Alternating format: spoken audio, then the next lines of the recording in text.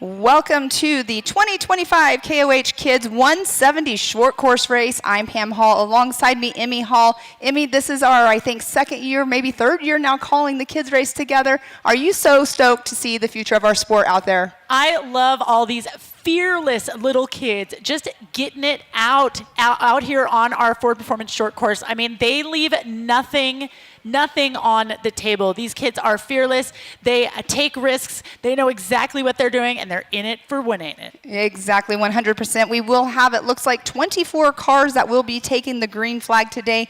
But before we even get started with our actual racing, we will be doing some qualifying. So what will happen is the kids will get out in their classes. It's first come, first serve. They'll get out. They'll do 5 laps. Within those 5 laps, it's the fastest lap that will be the one that will be their qualifying lap. And then once we're done with that, we will go and we will have a 12-lap race. So we also have a limited class out there, a stock class out there, and a modified class out there. So we'll have 3 different classes. The modified will race by themselves, but we will combine the limited and the stock classes together. Right, so we will get a re-rack here, so we'll get a little bit of a break in the action between the qualifying and the actual race.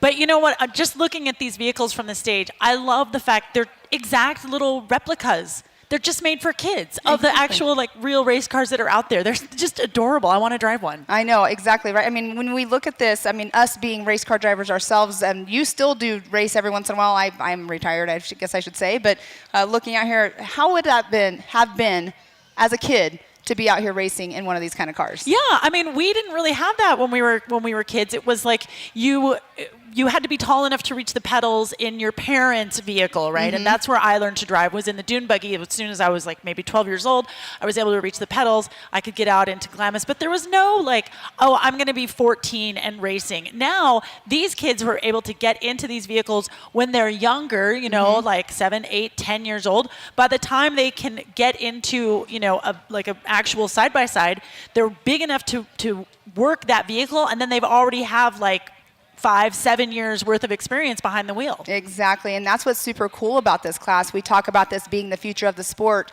and it truly is. I mean, like you just said, you know, they're starting off driving, you know, at 7, 6, 7, some of them are 6 years old, you know, but they play all the time in these, and then moving on up into the bigger cars. But like you said, they look like replicas out there of our cars that our big boys, our big kids are out there racing, right?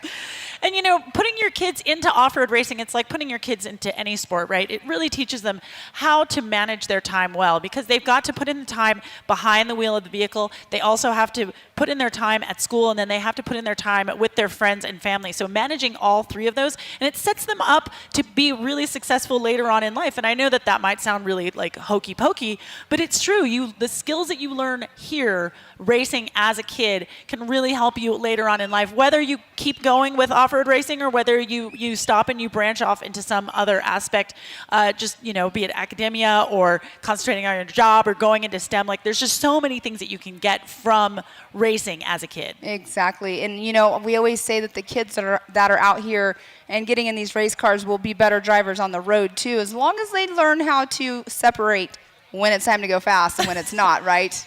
Well, I think one of the things about driving, you know, just driving every day, and it's something that we in America do a terrible job with, is driver education.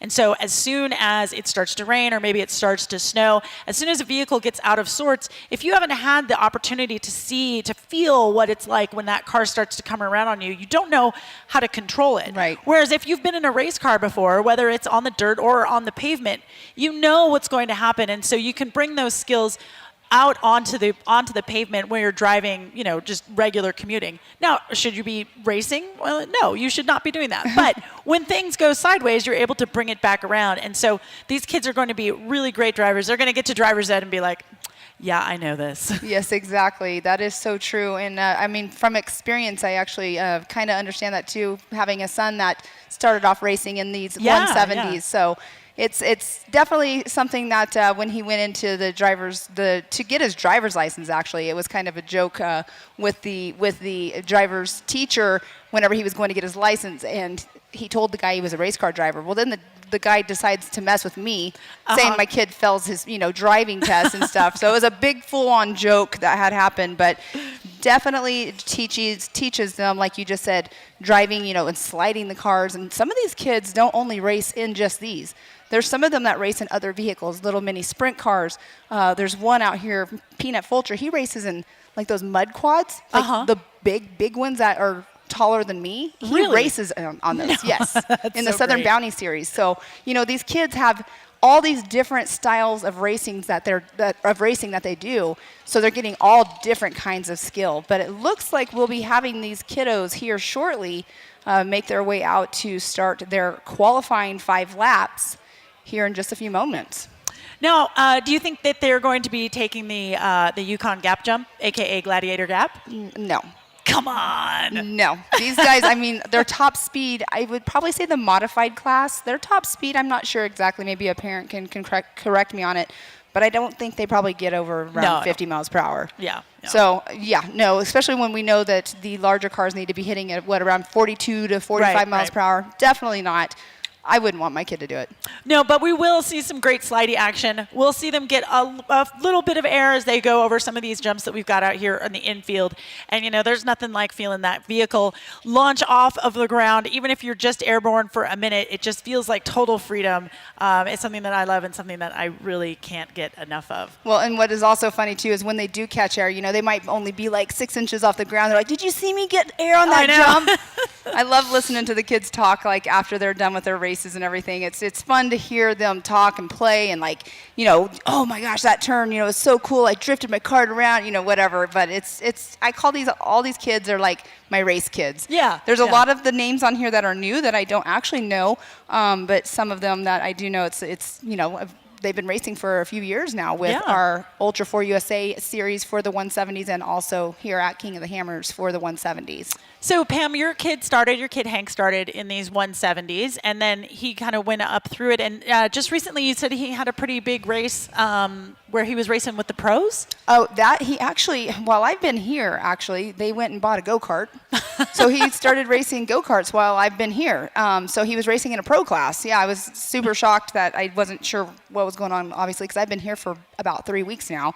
But he races in an X3 now at Durhamtown in Georgia, and that's a short course side-by-side series that is really taken off there. And so that's where he races at currently in an X3. So it's pretty cool to have seen my kids start here in this smaller class like what we will be watching today and moving on up into the ranks all the way up into a full-size X3. That's so cool. Well, I can't wait to get the action started here. We've got all the vehicles lined up, and there are a ton of fans in the paddock in grid, checking in on their cars, checking in on their favorite kid drivers. I do see kids there behind the wheel, all suited up and ready to go, and they're like tiny little helmets and tiny little Hans devices and stuff. It's so adorable. I'm so excited. This is obviously, I always say it's my favorite class, but being down on the grid right now is what I really love to be because I love to see their faces. They're so tiny, but they're like laser focused. Oh, And I'm thinking in my head, are they thinking about their Hot Wheels that they're playing with or they've been playing with or what the next one that is they're wanting? Or are they laser focused on, I can't wait to see what this track is, Yeah. I can't wait to go fast. So I think it was yesterday, I was coming into Hammertown on the dirt in Buddy, the off-road Miata, and I saw 2 big, normal size side-by-sides, and then in the middle was the little kid, and it was these 2 guys that were protecting them as they drove across the lake bed because listen, out here, if you're testing, I'm not going to see that kid. No. Right? Even with the flag, you really, really have to keep your eyes open. So it was really cool to see the grown-ups kind of shepherding the kid around. But that's something that we should actually talk about here is that as we're out here while the race is going on and we're all out here having fun and ripping through a lot of the public lands that we're lucky enough to use out here, you really need to keep your head on a swivel. There are kids out here. There's motorcycles out here. Hopefully everyone has got a whip flag that will help others see you. You should also be driving with your lights on. If you've got rear-facing lights, please turn them on. There's a lot of people out here. There's a lot of dust. And we need to make sure that everybody stays safe because, man, there is some fun roads out here. Yes, there are a lot of fun roads. And if you don't have a whip, right here in front of me, I can see buggy whips, and they light up, and they're definitely very visible. Yeah. Yeah, But- I need to go over there. I need to get like a blue for one side and an orange for the other side because again, the Miata, it's a short vehicle, right? It's not very Yeah. high off the ground, so people aren't looking for my lights that low. They're looking for things a little bit higher. So You know what? I can't wait. What's I that? can't wait till we see a little Buddy Hot Wheel. oh my gosh, I would die for a Buddy know Hot you Wheel. would. I would die. That would be so amazing. Actually, that's where I thought you were kind of going to go with when you were saying yesterday, whenever you saw, the protection of the little guy in the middle of the two side by sides. I was thinking that, probably had some of the kids come up to you about Buddy. But no, your Miata is definitely well talked about by many. Well, what's funny is if I went out here and raced with these kids, they would totally beat me. About the same horsepower? I'm just Probably. kidding. No, I mean, I'm totally joking. I have no idea what these 170 cc's are. I mean, Buddy's a 1.8, so probably a little bit faster, but these guys definitely have the weight advantage. Yes, they do, 100%. But no, we do have a great lineup, though, out here that will be taking the green flag. Again, they had to come out after we were done with our qualifying, and they actually had to cut in the area where our 170s will be coming back into the course because obviously we're not putting them into the rocks. Right. I'm sure they'll probably go through the split. Obviously, they will not use the jump, but I'm not sure exactly how this course is going to look, so I know that they were going out there to get that done as soon as we were done with qualifying. So, yeah, and then we'll see if they have like a sighting lap first, like how Dave led the Class 11s around. They'll have 2 sighting laps so that they can just get a little view of the track before they go into their 5-lap qualifying. After that 5-lap qualifying, we'll bring them back here, we'll re-rack them, and then they will start in order, and then they will have 12 laps to find out who is the fastest kid in Hammertown. Exactly, and it will be on adjusted time like we've done all day long as well. And so, and we'll do the awards right after. Awesome. We have some Do we have some sparkling cider. Sparkling cider? Okay, yes. So we can send the kids. We're like the ants, right? We get the kids and we give them the sugar and then we send them back up here. Yep. Well, we give them the sparkling cider. They get all sticky and then we send them home to mom and dad. Yep. Listen, I love hanging out with kids. I love the honesty of kids, but I don't want to take care of a kid. You have your kitty cats. I know my limits, and responsibility is not one of them. Yeah. Well, Pam, we had a great day of racing and qualifying out here. Latter half of the day, we saw a few little tumbles out there. Yeah. Not as many as yesterday, though. Not as many as yesterday, and I know that everybody walked away clean, which is great. That's a testament to our safety equipment, our cage builders, our belt manufacturers, all of our safety equipment that we've got out here that is necessary to come out here and race one of the most awesome, most dangerous, most gnarliest races out here, the King of the Hammers. And these kids coming in here and they're going to have the bragging rights of saying like, yeah, King of the Hammers, man, I raced it. Right, exactly. I mean, it's Tuesday and they're out in King of the Hammers racing a car. Right. Now, what I wonder is, are some of these kids going to go into school tomorrow? And that's a good question. Right? I mean, there's a lot of locals, so maybe. Yeah. Or do they get the day off to celebrate? They might get the day off to celebrate. Probably, I'm sure they have to make sure that they get their schoolwork done first. Yes. Because you gotta get that schoolwork done. But yeah, hopefully they'll be able to go back to school. Can you imagine like show and tell, and you get to bring your race car? Oh yeah. Oh my gosh. I've seen it done. Did your kid do that? He did. He did. Every year, they would have a show and tell thing, and so the school that he went to, it was 4 years in a row that he actually got to take his cars to school. Oh my gosh. And so like what was the reaction of the teachers and the kids and stuff? Oh, the teachers, they let every single kid sit in his car and they would take a picture and everything, but the teachers were just amazed that this was a race car for a kid. Yeah. So it was pretty cool. I mean, if I could have only done what my kid has done, that would be so awesome to do. But yeah, these kids right here though, getting to do that same exact thing, they get to go back to school, have bragging rights. Mm-hmm. I mean, how many of their friends have they shared the YouTube link with and are watching at home? That would be really cool to have them chime Actually, in. Speaking of that, let's check out this. Let's see if we got these kids on the live stream here. That's the main feed for qualifying today. Let's see. Yep. They are. We will have them on the live feed. Again, right now we're just waiting for that short course to get tidied up just a little bit. But again, if you go to kingofthehammers.com, there is a link there to our live feed. So folks out here in Hammertown, if you want to see what's happening, if you're maybe away from the Jumbotrons, you can go to that YouTube link. Let's see. We've got some good comments here. Somebody says they're calculating tire goodness. pressures as the temperatures drop. I mean, look, these kids are serious. And tire pressure out here, especially where you know they're going to drift around those corners.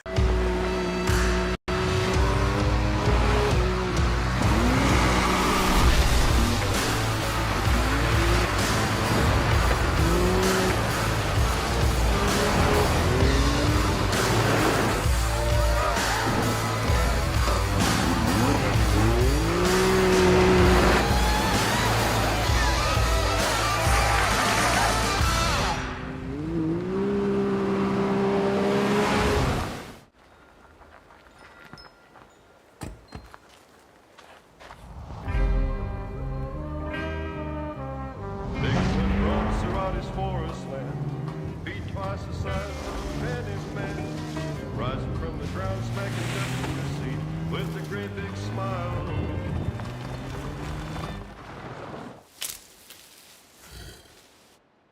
Slowly makes his retreat.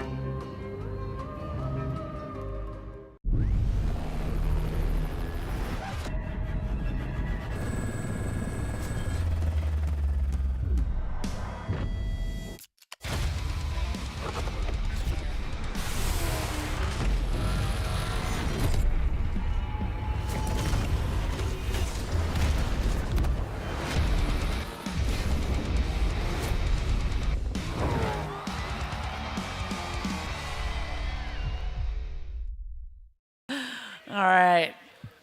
Well, again, we're just getting that course set up. Make sure that it's safe for all of our young racers out here because they are going to be sending it with no holds barred, pedal to the metal here at the King of the Hammers race. This, of course, is our 2025 King of the Hammers Kids 170 short course race. We've got 3 classes here, the limited, the modified, and the stock class. The limited and the stock classes are going to go out together.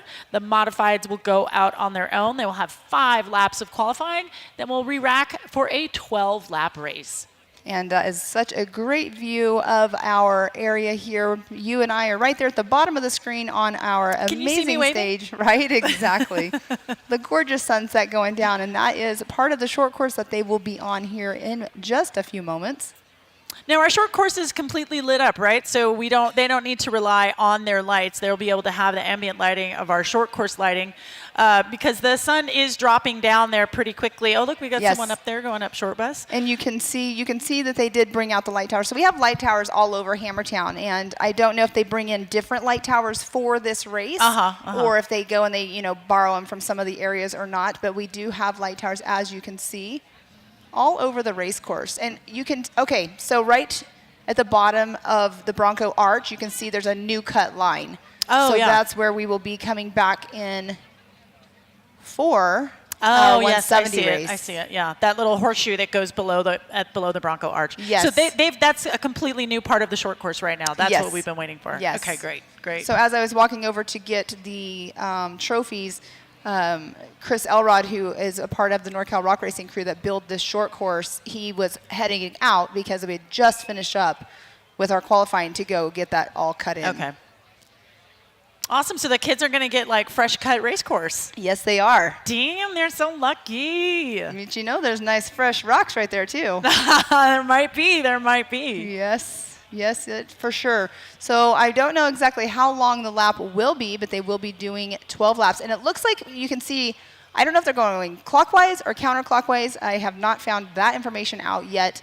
Mikey Childress, who has taken over the race director part or coming in and helping out with the race director part of the kids class, he was talking last night about he was going to see how long the course was and everything. So this is actually the first look of what they did to cut it in for our kids.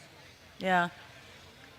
You know what's cool too? I live out here. I'm a local out here, and you look at this short course, and right now I can't picture this area looking any other way. Right. And then when I come out here after Hammers is done and the short course has been put back to lake bed, I can't see where the short course was. Like I can't imagine the short course being there. They get in there as like Sunday, they're already breaking this course down. Yeah. It's just remarkable. And like I will look at my map and I'll be like, well, I think that one is Bronco Arch, but if it doesn't have the actual arch on there, I'm like, I don't know. Yeah, so they have to leave the land as they were when we got here.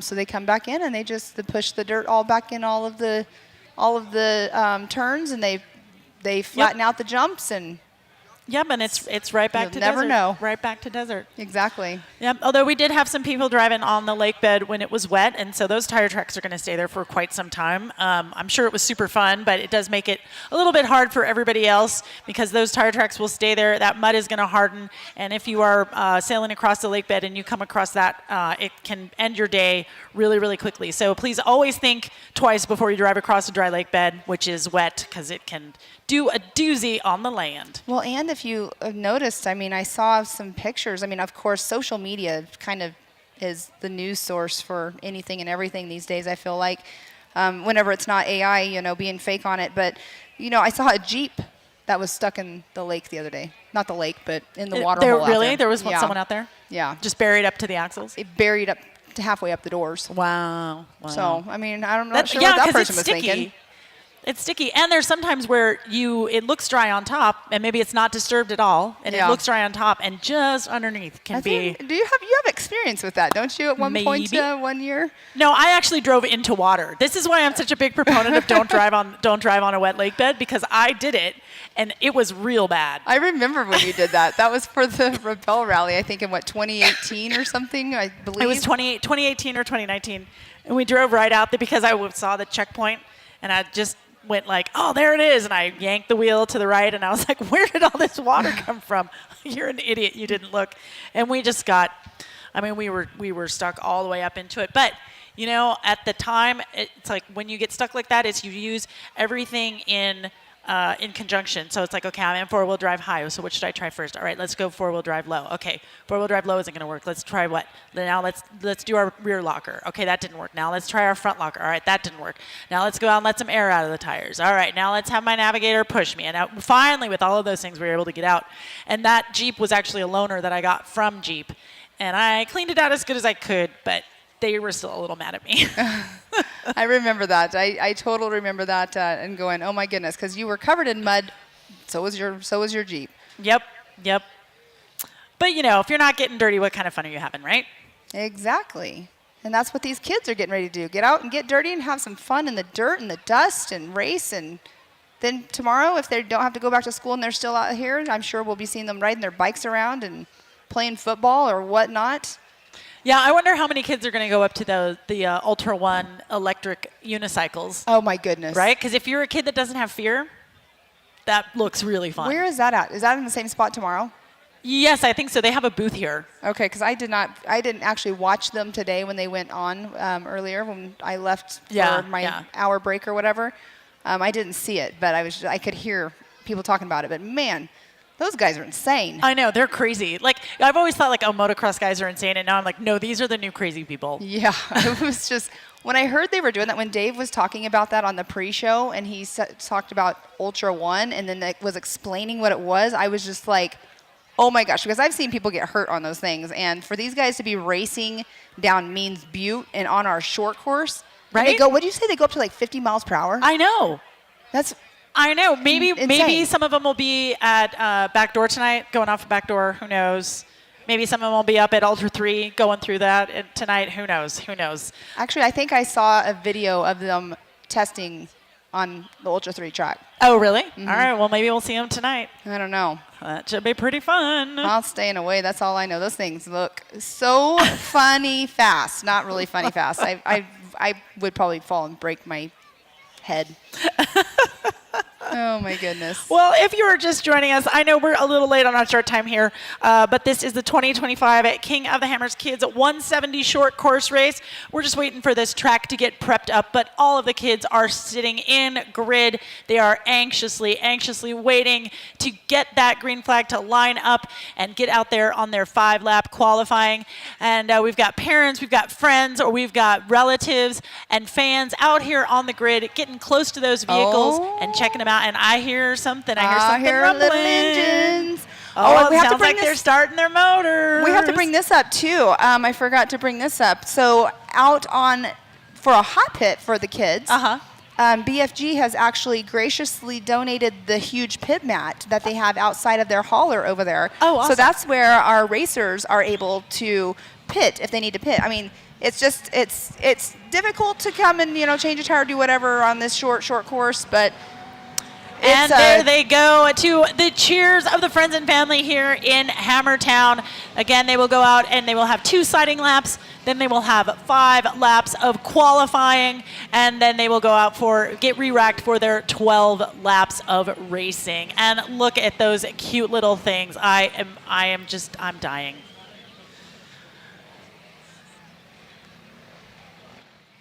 Now, you wouldn't think that those things are just 170s because they are deep and rumbly. They are growling here through Hammertown. Those kids are just raring to go. I expect them to leave absolutely nothing on the table. They've got all of their safety equipment in these little trophy carts. They are ready to go. They are suited up. Their families are waiting for them. Their friends are all excited. They're going to have an incredible amount of bragging rights after they finish their race here at King of the Hammers. I mean, how cool is that to be able to say that, yeah, I'm 7 years old, but I raced at King of the Hammers, one of the gnarliest races that you can do in the world. And the sun is setting here in Johnson Valley. Looks like it is about 5:26. So the sun is going to be down behind that mountain here pretty soon if it isn't already. But we've got plenty of lights out there on the Ford Performance Short Course track. And like we said, they're going to get a 2-lap sighting because we actually created a whole other section of the course so that they can actually get some speed and get their racing in. So we've got all of these kids going up. It looks like we have got, I don't know, maybe 20, 25 racers out there in 3 classes, limited, modified, and stock, but they are all 170cc motors. Yes, they are. And let's go ahead and go through our entry list that we have here. It won't be in order as you see them on the course, but we have in the number 107, we have Hunter Biddle in the limited class. We have T.T. Fulcher, who is also in the limited class, Grayson Owens, Harrison Drackman, Brixton Work. Dylan Yamosas, what a great name, Dylan Yamosas. Ooh, Dylan's got some fans out there, I hear. Jackson Cotter, Cash Money Martinez. Yes, that rounds out our limited class. Then we go into our modified class. Our modified class will be Peanut Fulcher, Cody Summers, Matthew Horschel, Hudson Wilson, Maggie Flores, Gage Scutt, Landon Morrow, Dalton Bleck, and that is the end of our modified class there. Yes, and then going into our stock class, we have Hunter Valdez, Shelby Kraut, Ella Ross, Maddie Manders, Peter Abb, Ava Carrera Rodriguez. Leon, I knew you were going to leave this name for me. He said it, and I know I'm saying it wrong. Eli Robbins, Colton Satterfield, and Oliver Westbrook, Brandon Robinson, and then Paige DiCarlo in our stock class. Yes, and then Dalton Bleak and Jackson Dykstra as well. So actually, Dalton is in the limited class, and Jackson is in our stock class.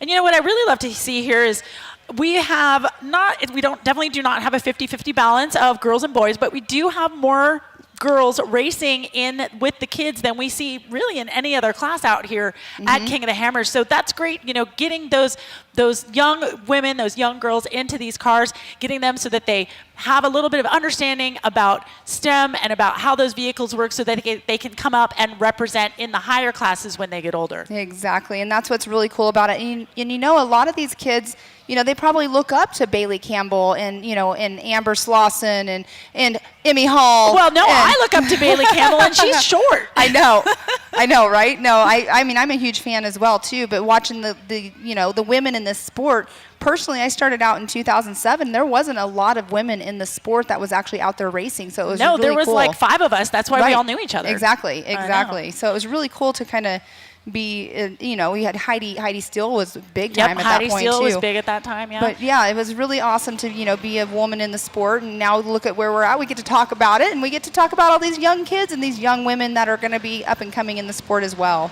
Well, Becca Van Noort on our live stream here, she says, "Go Ella, your teacher and class are cheering you on." So how cool is that the whole class is like watching you and your teacher? How cool would it be to have this during the day, during school hours, and then the whole school could watch it? Right? They could have an assembly. Yes. And then you could come in and you would have like the horseshoe of flowers and you would be like, woohoo, woohoo, and like someone would hand you a Hershey bar or something. Oh, that'd be amazing. That would, no chocolate milk.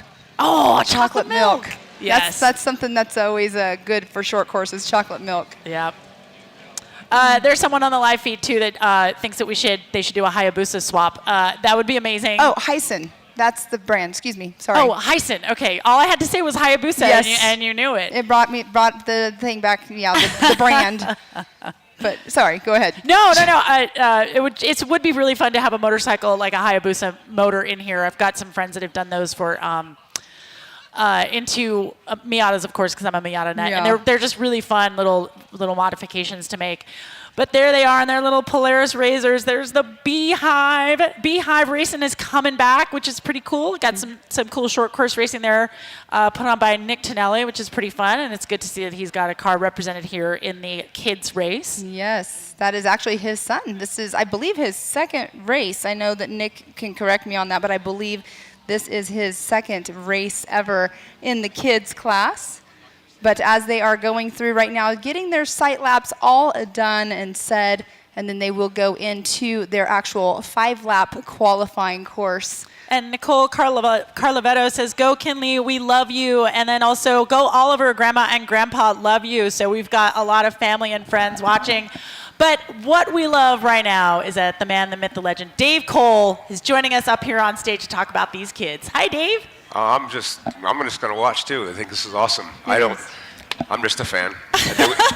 Well, what's James awesome? wanted me to come up and I don't have nothing to say. Let's just watch them do cool racing. Yeah, so I right think now, it's awesome. yeah, right now they're going through their sight laps. But Dave, this has really brought a whole nother level out here to King of the Hammers. I mean, bringing the kids out here. I mean, there's 30 kids registered to race the KOH kids class today. And it's so cool to see the kids coming out here. The parents are, racing later on in the week and whatnot. But to have the kids a part of this amazing event is like no other. I think it's cool because most of the kids out there are at least probably 2/3. Their parents are racing 15 years ago, right? And now to see the smile on their faces again, because it's fun. It's even more fun watching when your kids doing it. So because it's not physically beating the crap out of you, but it's just amazing. Now, Dave, you of course have your kid Bailey Cole is one of the I have three actually. great racers here. I have Allison and Patrick as well. Oh my goodness, I didn't know that. Yes. Now, did Bailey do any racing when he was a kid like this? No. They didn't have these, did they? Didn't really exist. I mean, Razors didn't come out till 2007.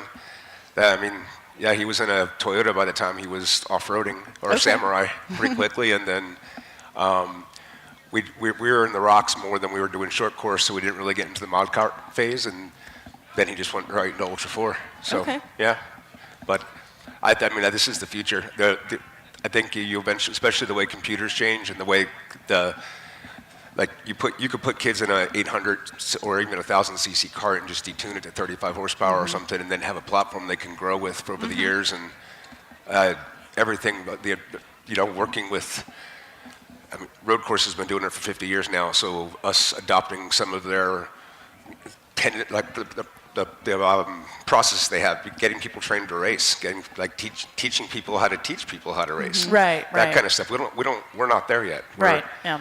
Still very much in our infancy, and that's what makes it really cool. So, Well, and speaking on that too, like the Polaris at one point they had created a restrictor. Well, Polaris didn't create it, but they created that restrictor to put into the RS1s that would restrict it down to be like a 570. Oh, really? Oh, we do have the we have some 383. Austin Powers going on, I think. And right now I believe they're completed on their sight lap. Yeah, this should be the end of their second sighting lap. And I can actually see the pace car out in front, so not sure what happened there, but now they will be doing 5 laps, basically qualifying is what they will be doing. 5 laps of okay, so why don't you walk me through there are 5 laps of qualifying now, then there's a main event from there? Yes, correct. So they're going to do 5 laps. We have the limited class, we have the stock class, and the modified class. So they're all going to do 5 laps. The fastest time, obviously, qualifying, and then they will go out after they re-rack them as the qualifying order and do 12 laps. I think what I'm going to do then, instead of sit up here, I'm going to go out there and find someone in the crowd that is like the uber fan of the kids racing. There's a grandmom out there or somebody that knows all the things, and we're going to have them come up so we get all the information we can on them. There we go. Sounds good. Thank you, Appreciate Dave. you guys. It's been amazing watching. I've been the biggest fan for the last 3 days watching, even since Saturday, doing all of it. It's amazing. Thank you very much for being Thank here. you. Awesome. Thank you, Thanks. Dave. Cheers. And you know what I love is that we're giving the same amount of production value to these kids' race. I mean, we Yes. got our awesome drone pilots out there. We've got the lights up. We've got everyone in the production trailer. I mean, this is a race out here like every other race, and people are excited. There's a ton Exactly. of people out here in front of the Over 25 years of off-road racing dominance. Proprietary patented race technology. Proudly made in USA. Unparalleled customer service and support.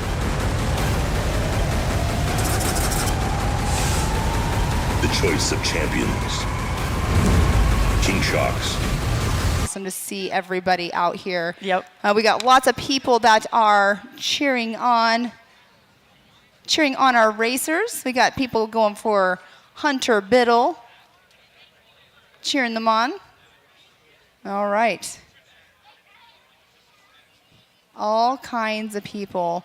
Lauren Healy's son, he will be in the Youth 1000 class, so don't get this class here confused with the Youth 1000 class that will actually be, it's called the Futures Youth, so the ones that are at home watching this, they will actually be racing on Thursday.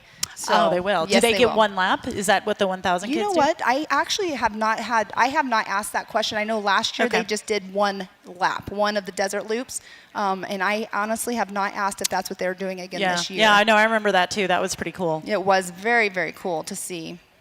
But yes, the Futures 1000, they will be on Thursday. I mean, I'm sorry. That kid is hauling the mail right there. Yeah. Number 21, that kid is hauling the mail. 21, Cash Money Martinez. Of course it's cash money, baby.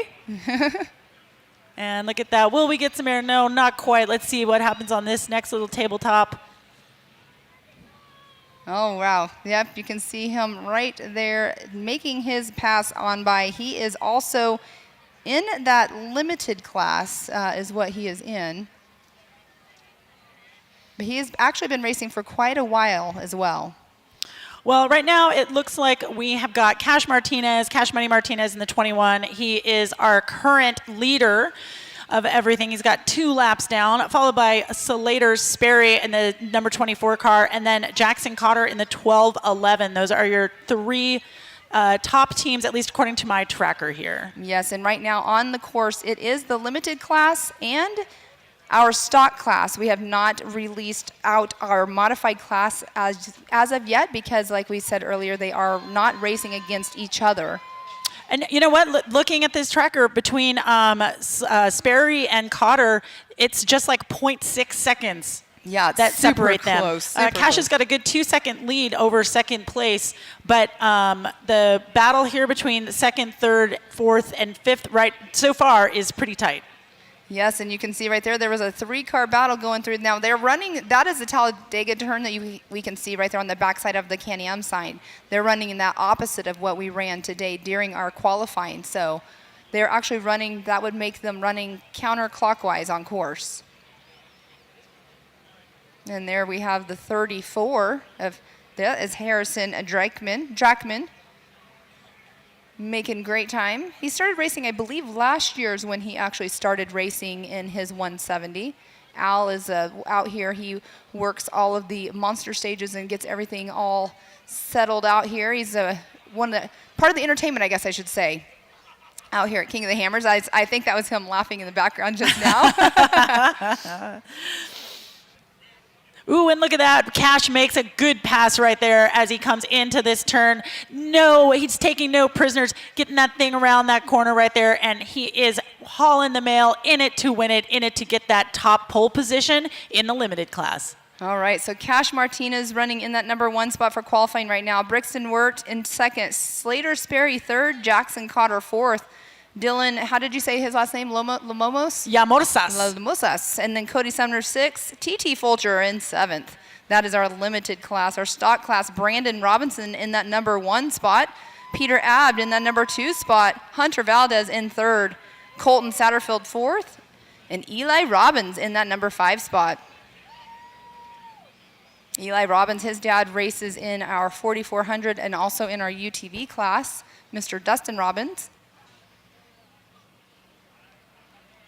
But there we do have a little bit of a battle going on. So it is 5 laps of qualifying. I'm not sure exactly how long the course is. I know that a lot of the parents last night were asking because these guys don't have that big of a fuel cell.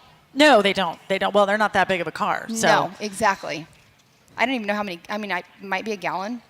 Yeah, Maybe. well, the leaders here are on lap 4, so we should have an idea of who is going to be taking pole here. Brixton Wirt has passed Cash Martinez to take the pole right now in the limited class, and we've got Brandon Robinson in the stock class coming in. He turned in a fast lap at 1:26, whereas Brixton, our current leader in the limited, turned in a fast lap of 1:16. Yes, and there we do see it all lined up here on our right-hand side.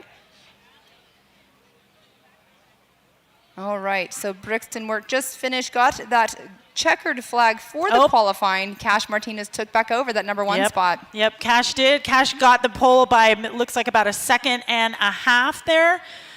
No, close to 2 seconds, but we're still battling for third here. And of course, the stock class is still going. They are on lap 4 right now. All right, and so we have, it looks like Grayson Owens is still on lap 3, so they will get all their laps in here.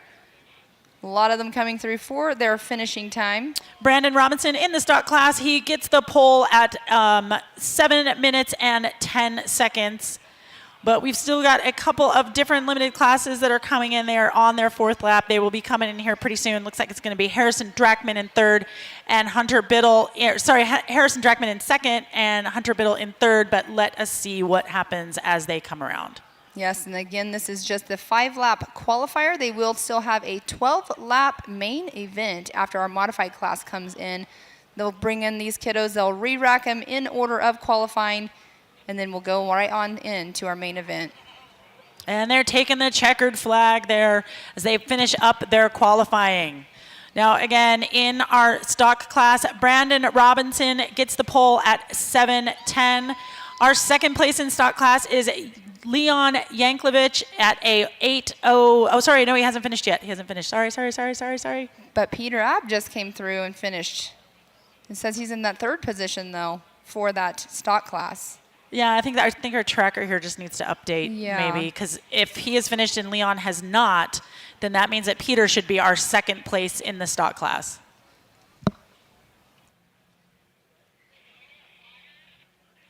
But the sun has definitely set here in Johnson Valley, and these kids are out here on that lighted track. Now, I noticed that some of them do have lights, and they are running them, and I've noticed that some do not. As for me, I hate racing at night. As soon as it gets dark, I want the blazing lights on. So it's a good thing that these kids are getting practice at night, because so much off-road racing, especially those longer races, they happen at night, and you need to be comfortable just getting that laser focus and only being able to see what is directly in front of you and what your lights can illuminate. Right, exactly. And the reason why a lot of these guys and gals are not running lights is because these are short course cars, basically. So obviously there is a weight limit that they have to meet. But they, just like we do with our bigger cars, when we talk about when we're qualifying, right? We shed as much weight as we possibly can, and that's what these guys and gals will do, and the parents will do with these cars to make them, as light as possible. And I do know that they all went through the scales earlier on today before they came over here to line up. And then what they'll do is the top 5 cars that come in and they complete the top 5 cars of each class, they will get weighed post-race as well. So you always want to push that limit for sure on the racing. Everybody pushes the limits on racing, but the weight thing is definitely something that you want to make sure that you are not underweight, or you will get disqualified. Yep, you sure will. All right, so our timing has just come through with Leon Yanklevich in the stock class coming in 2nd place with a 9:54, and then Peter Abt coming in 3rd with an 8:13. So there's something that's wrong there, because if those times are correct, then Peter should be in 2nd place. Yeah, so we might need a ruling from USAC, Pam. Once we get the final lineup, as soon as they get that all printed out for us, we'll know exactly where they are sitting. But what a great drone view right there. And look at the background. Look at that sunset as well. Of course, the fireworks going off in the background as well. But what a great view right there. And see, there we have it. There is where our BFG has their pit set up for all of the larger race cars. And they are allowing these parents and coming over to check the tire pressures, if they need to fuel up again, But very nice of them to let our kids class come over and utilize their huge pit mat. Yeah, that's awesome. I love those wheels. I love those like solid black wheels in there. That's great. Again, that's Cash Money Martinez, and the number 21 car is your pole position for the limited class at an excellent time of 6 minutes and 44 seconds and a fast lap of 1:15.408. Yes, and then next up on the course here in just a little bit will be our modified class. They'll be going out for their 5 laps as well. It looks like they're going to try to get all of these cars positioned on there where they can fit multiple vehicles. And that is Mikey Childress. You can see right there in the red vest. He is heading up all of the kids' class right now. He also has a kid that races, but he's not racing in this class, but he comes, and Mikey Childress, I mean, he comes from a long line of racing as well. I haven't seen his name a lot lately out in the things, but I remember when I was racing in 16, he was out there like every single race I was out. Yeah. Yeah, class 1 car. Yeah. No, he was fast. He was Very, super very fast. He was always one up there that you would see up on a box for sure. Yep. So it's great to have him back participating, giving back here with our kids race here at the 2025 King of the Hammers. We've been having a great week of racing. We had the desert racing this week, both limited classes and, of course, the cool T1s and T2s on Sunday. Now we've been having qualifying. We'll have more qualifying tomorrow with the 4,400 vehicles. So that's the big boys tomorrow qualifying. Then on Thursday, we will have our UTV race. Again, that is our Can-Am UTV Hammers Championship. The Yokohama Everyman Challenge, that will come into play on Friday. And then, of course, Saturday is the big race, the Race of Kings. Yes, we're going into our 3rd week of racing already because we also had King of the Motos. Motos. Yes. Yeah. So the same weekend of King of the Motos, we also had Jeremy McGrath was out here with the Whole Shot King. That was really cool to see. You weren't here yet, were you? No, I wasn't here. I was on a work trip, but I got to catch some of it on the YouTubes, and it looked pretty cool. I loved the fact that they did a Land Rush start into Chocolate Thunder. I love just watching all those guys just like, well, I guess I got to figure out how to go up Chocolate Thunder on a motorcycle. Well, and they actually, I believe it was her problem is when they went up. Oh, did they go up that way? They didn't go. They came down Chocolate Thunder this year. Oh, my gosh. So I think it was her problem. I have to ask to get corrected. But they did the Land Rush start up that, and oh my goodness, because I do the green flag for them, and talk about the 405 on rush hour. That's what it looked like, of motorcycles with dirt flying and rocks flying. Yeah. And trying to make it up. Yeah, and just like the smell and the sound must have just been amazing. Oh, it was awesome. I love it. And speaking of young women in racing, our youngest racer, she was 13 years old.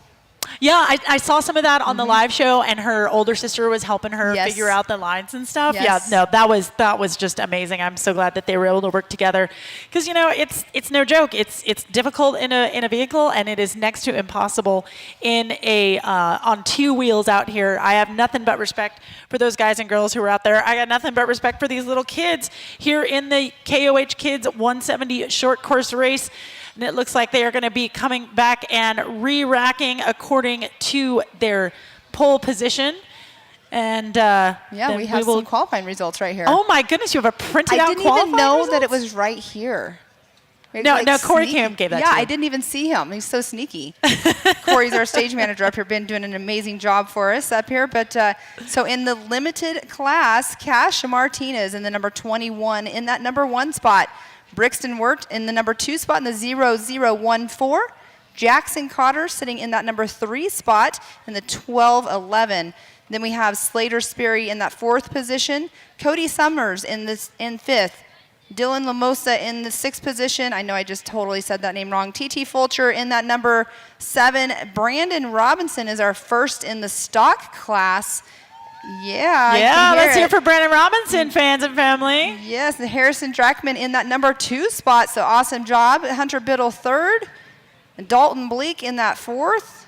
No, Harrison Drackman is 9th in the limited class. 9th in the limited. You're right. Yeah. Look at me. Sorry. So. No, so he's 8th in limited, and then we got Hunter Biddle, that is 9th, and then stock class. So Leon is in that number 2 position in stock class, Peter Abb 3rd. Colton Satterfield in that 4th position. But do you hear that? Do you hear the change in the engine in the background? That is our modified class. Yeah, damn Skippy, that is the modified class. That is some bass rumble going on there. Yes, it is. So the guys that were just out qualifying, they are going to get re-racked while we're going to have, again, another 2-lap sighting class for the modified kids. And then we'll go for a 5-lap qualifying. Now, the fastest that we saw out here, the fastest lap that we saw was Cash Money Martinez at 1:15.408. That was his last lap, was his quickest. So let's see how much quicker these modified vehicles are around this Ford Performance short course. Yeah, let's see if his time will stand. He is a really fast racer. He is in that limited class, but he definitely, you know, these modifieds, they have more horsepower. I'm actually bringing up going to bring up the difference in the rules here in just a moment, looking for that right now currently, but definitely going to see some faster cars out here. And again, we should have Peanut Fulcher is in the modified class, Cody Summers in modified, Matthew Horschel, Hudson Wilson, Maggie Flores, Gage Scott, Landon Morrow, and Dalton Bleak should be in the modified class. Yeah, so we're not going to have quite as many racers out there. They'll have a little bit more room to breathe, a little bit more room to get slidey through these turns. Of course, not the fastest way around a turn, but sometimes it's, you know, It's what fun. happens. It's fun. They're out here having fun.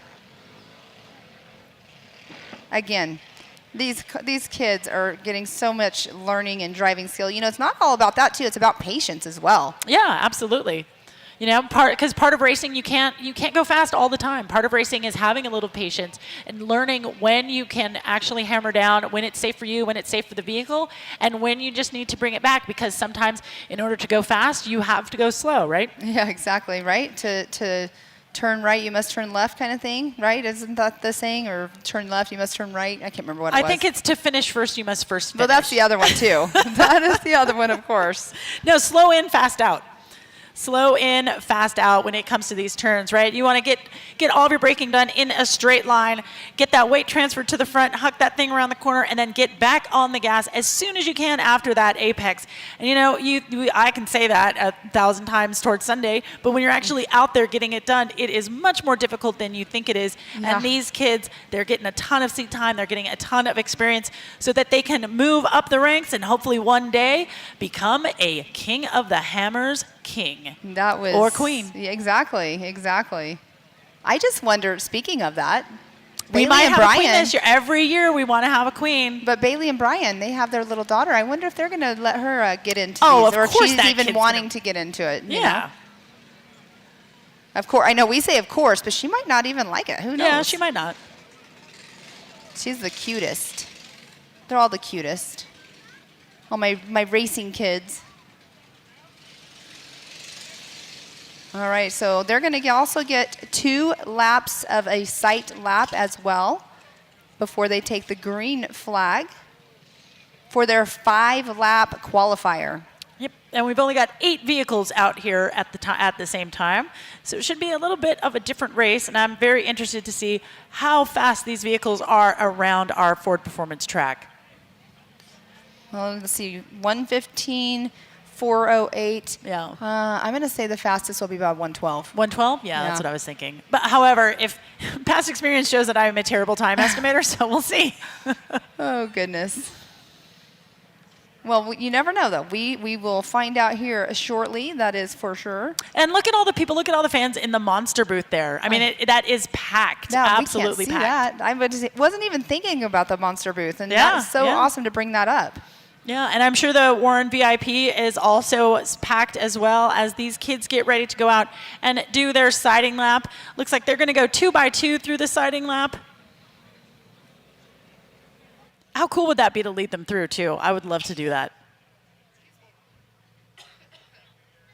My favorite is to be the camera that's on the back of the Pace vehicle and Oh, get video of them, and then as soon as the Pace vehicle turns off and then they take off. I love doing that kind of stuff. I do that for a couple different things that I work some short course stuff, and it's a lot of fun to see the kids taking off. And I mean, usually it's the larger cars that I do that for, but it's fun. It is fun being in that part of that Pace car.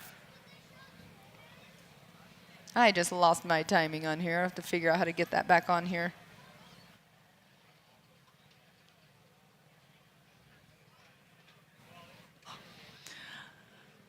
All right, well, we are almost ready to get these kids out on to the field for their sighting laps. Let's hear it from the audience here. I'm just going to pick a name at random here. Maggie Flores, how many Maggie Flores fans we got out in their audience here? Oh, thank you. Maggie's got some fans out here. All right. Well, we're so glad that y'all are here. We're stoked for Maggie. We can't wait to see her out here in the 247 car, that modified class. And she's going to get her sighting lap. She's going to come around. And I just know it. I feel it. I feel it. She's going to give us a great show as she gets through the our 5-lap qualifier here at the King of the Hammers Youth 170 short course race. All right, Maggie Flores, she is one of the cutest people to interview on the podium. She has such a little tiny voice, and she's so sweet and so cute. So Maggie Flores, she's super fast out there as well. Yeah, see, that's because she wants you to underestimate her, right? She'll be like, oh, no, they all just think I'm, like, super cute, but I got it going on. Yes, exactly. I got a lead foot, baby. Yes, she does. She is always one up there for sure on the podium with all of the other two. That's always up there reckoning with her. But, yeah, we're just sitting here waiting for our timing to update. As soon as they go across the start-finish line, we'll know exactly which racers are out there. But we should have, let's see, about 8 cars, I think. Yeah, out it on should course. be 8 cars. My timing is still showing the limited and the stock vehicles as well. So I'm assuming that is just going to update to be just the modified vehicles. But we are just having a little wait time here. We appreciate everyone. We appreciate your patience. We're glad to see everybody here on the live show and on our live feed. Again, you can go back and watch this again, everyone out here in the audience. You can always go back and watch this again on YouTube if you want to see the coverage that we've got. It's always kind of cool. Like, this is what I would show all my friends.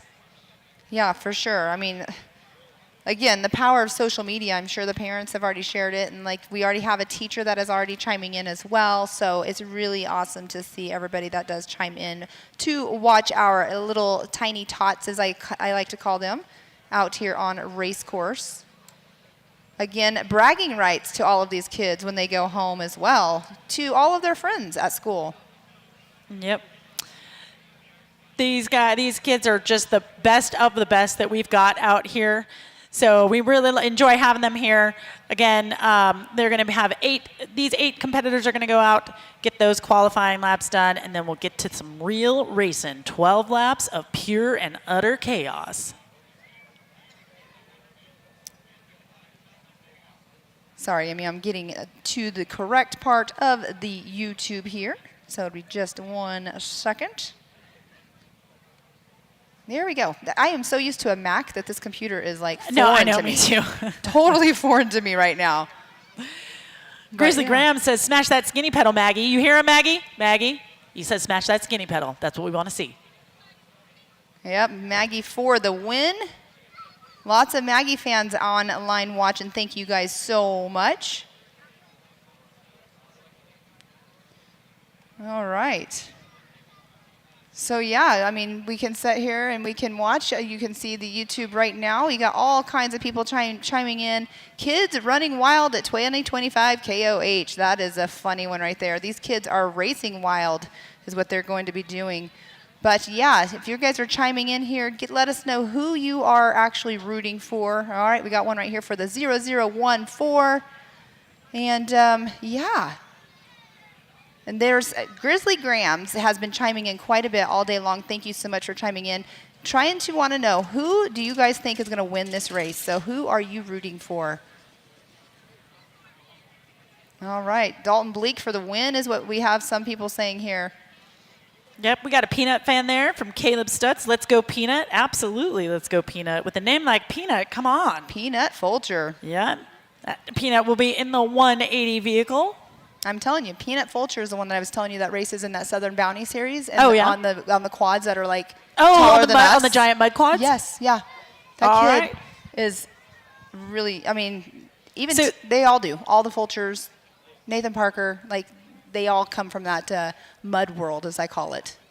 Yeah, and that mud world is so different from what we have out here. Now you've lived on the West Coast, and now you've moved out to the East Coast, and it's a totally different vibe when you're going out off-roading, because here we're rocking or we're in the dirt, and out there you're just in the mud. You're in the mud or you're in the sticks, as they call them. I mean, the trees, the trails are so narrow and Yeah. everything. It's to me, I like the open desert. To me, racing through Yeah. the trees is kind of quite terrifying to me. I did a pre-run for an endurance race that was happening that my son races at Durhamtown, and I pre-ran with the race director, Everett Boodle, and I was just like, I was having a blast, but inside I'm like, I don't know how in the world they race through this Yeah, at yeah. dark. No, I went on a press drive for the Honda Talon, the latest Honda Talon, and they let us drive through and everything, and I'm like, oh no, I feel like I'm going pretty good, I'm going pretty fast. And then they put us in with their pro drivers, and I'm like, I am going to die today. This kid is out of his mind, and the trails are so narrow, but the UTVs are so nimble, Right. and they have the best amount of car control. But yeah, it's scary. I'm more of an open desert person too, where I can roll many times and not hit a tree. Right, exactly. I agree with you. Or, want to slide a little harder into a turn and not hit a tree. Exactly. I mean, the trees, like I just said, it's quite terrifying to me. I personally I would not want to be racing in the sticks or the mud. I have to say I don't like the mud that much. It's not fun to clean up. But yeah. And they are off on their sighting lap here. They, again, like we said, they were going to get 2 of those sighting laps. I do like that we have let's go Danger Dalton Black. All right. I like Danger's it. my first name. Oh, goodness gracious. All right, so they are actually getting ready to roll over the timing loop because it is in that jump right there that they are rolling over. So once they do so, we will get an update on our timing side so we can start calculating their laps and how fast they're going to go. So right now they're getting their sight lap. Yeah, but it does look there are some dark patches now on that course. So that's just going to be those kids, trusting their sighting lap and realizing that, like, hey, I've been through this before. I know it is flat. I know that it is, there's nothing here in the way. There's no turns. And to just get that hammer down until they get to that next lighted section. Exactly. Because I don't see any headlights on any of these kids, except for that kid in the rear with that flashing light. Which I'm wondering, he or she, I'm not sure which number that is. That's Fulcher. So Fulcher, he races the Ultra 4 USA Series, and I believe that is a requirement to Yeah. have on the back of the car. Yeah, well, it should be. I mean, listen. Yeah. People ask me all the time, what should I do to modify my vehicle? And I'm like, well, the first thing you should do is put a dust light on the rear so that Right. people can see you. I think any vehicle that is in any kind of race should have that, but that is both Fulchers right there with the rear-facing lights. Yeah, because we have TT and Peanut Fulcher. All right, just waiting for this timing to update for us, but they are still on their sight laps. Now, that's our Talladega corner, right? No, that's turn 19. Right, because now they're going in. They're going to go under the Gladiator Gap / Yukon Gap. Yes, and now they're getting ready to, they're working their way backwards right now towards the start-finish line. Is what they are doing right at this moment. Yes, okay. Counterclockwise. And there they go underneath that Yukon Gap / Gladiator Gap.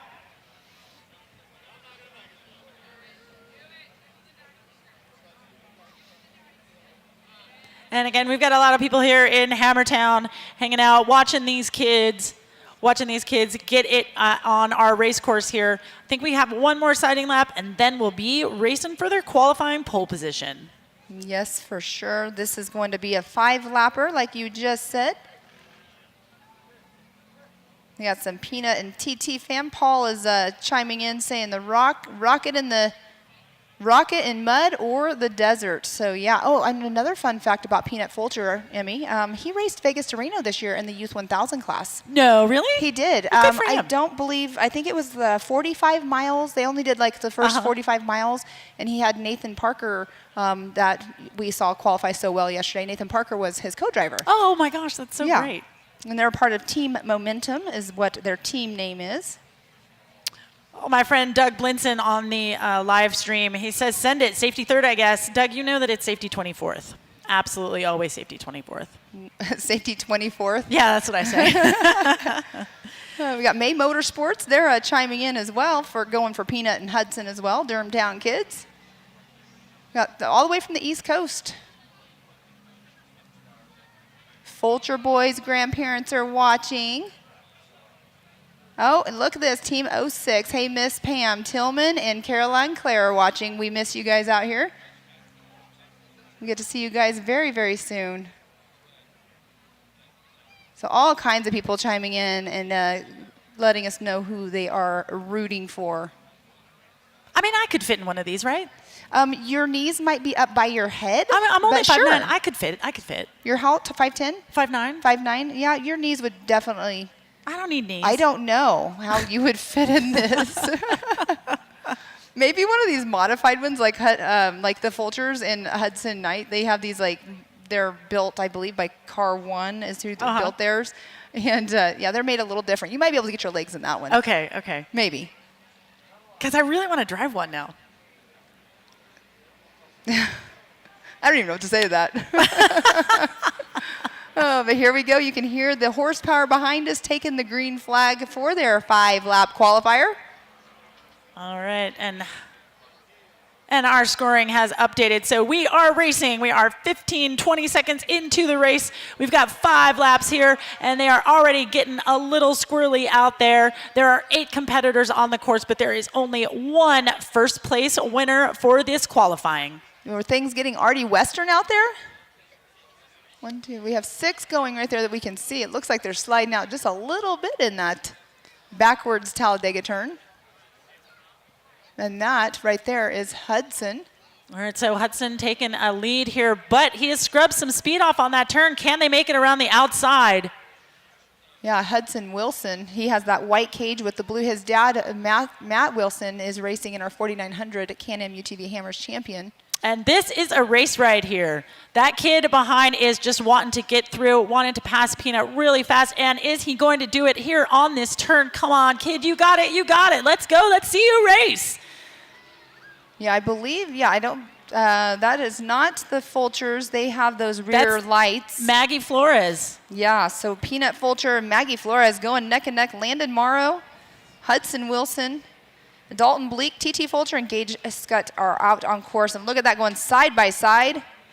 Hudson Wilson is on the pedal for sure. Yeah, they are on Oh, no, fire. and he's slowing down. Oh, Look at no, the what back. happened?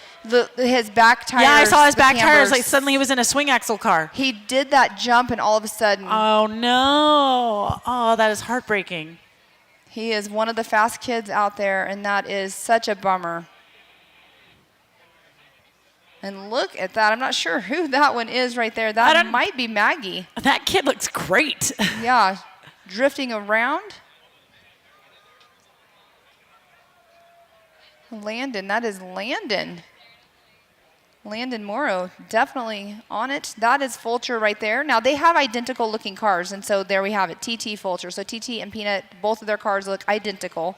Right, but TT's got the lights in the back. They both do, actually. Oh, they both do, They okay. do. They do, because they both race in the whole series as well. Copy. Got it. All right, so Landon Morrow. Oh, TT coming to a stop as well. Coming right out of that gap jump. Well, not that. They were going through the Yokohama split is what it's actually called on our normal race days. Okay, looks like I'm not sure if they're slowing the cars. Oh, there's a caution right there. So great job by that kiddo. Listened to the rules and knows that they are supposed to slow down whenever it comes up to a yellow local caution. Well, right now it looks like we've got Landon Morrow sitting in pole position with a fast lap here of 1:08. We were saying 1:12, so Landon made a liar out of both of us. Yeah. And Peanut Fulcher coming in at second place. His fast lap was 1:17, so Landon actually quite a bit quicker there than Peanut Fulcher. Yeah, well, Peanut's just getting warmed up, and you know what? This is qualifying, and they will be starting side by side once they That's take that awesome. green flag. So you're getting that yellow caution flag there. So, you want to be cautious, but you don't want to lose too much speed. Now, fortunately, we don't rack them up and do a caution lap like they do in that other kind of racing. We let our racers make their own decisions about safety here, and because we know that they can handle that. But again, when you have a caution, you want to make sure that you're going just a little bit slower, keeping your eye out for what might be on that track. I don't know if these kids have radios, if they're able to communicate with their pit so that their pit crew can tell them what's out there and what they can expect. I don't believe if it's required. I think it might be required, but they do have a spotter in their ears. Okay. Which is good. I mean, some people say it's a good thing to have the spotter in the ears for the kids, and some people think, oh, you know what, the kids need to learn to drive on their own.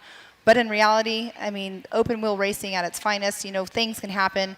I'm a big proponent of having a spotter in short course racing. Well, Maggie Flores has moved up to the third position. Her fastest lap was 1:23. That was her third lap. She's currently on her fourth lap, chasing down the boys, Landon Morrow and Peanut Fulcher. But it is anyone's race out here for the top spot. We still have a few more minutes of racing to go. Then we'll re-rack them for the final 12-lap race. Yes, Landon Morrow is definitely showing that he wants to be in that number one spot, making a super fast lap. I mean, 108, that's what? I said 117 or 118? You said 112. 112? Yeah. Oh, okay, so I can't even remember what I said. But yeah, so 4 seconds faster than what we were thinking. As Landon's making his way through. Got the white flag. That is Rusty. Rusty has been out there all day long. He does our flag for all of our starts and our finishes. And he is out there with our kids. It looks like Landon's got a pretty good lead there on Peanut. So the race here might be between second and third. Landon's been on his fourth lap here for, a couple of seconds here, and we have not seen Peanut cross into his fourth lane. Was someone there going into pits? Was someone there going off track? Yeah, I saw them pull off, but I'm not sure if they were pulling off just to be done or what they were doing. Okay. But that is Landon Morrow that we are watching there on screen, the number 250. TT Fulcher, I believe, is still stopped. So, yeah, I've got him still stopped as well. Looks like, hey, Emmy, good luck. Good news. This one has a for sale sign on it. This one has a what? For sale sign on it. What? That's great. I can buy it. And then I'll modify it to fit me. Oh, my goodness. About as big as Buddy. They are almost as big as Buddy.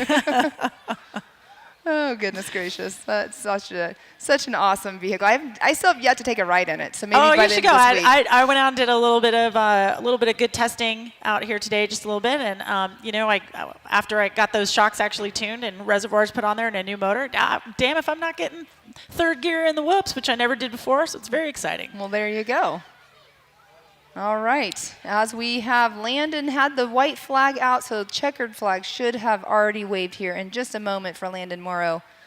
Yep, Landon is on his last lap. Again, his fastest lap here is 1:08. His last lap, however, was 1:18, so added quite a bit of time there. We currently have Peanut is reading in second place, but he's only completed 3 laps, whereas Maggie has completed 4. So I'm not sure what is happening there on that timing.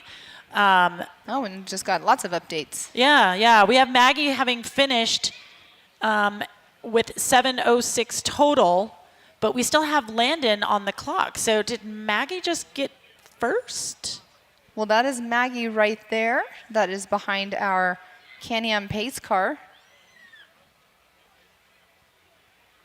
And then... Yeah, that's Maggie and Gage, right, in the 1, 2, 3, 4? Yes, Yeah. first and second. Not sure what...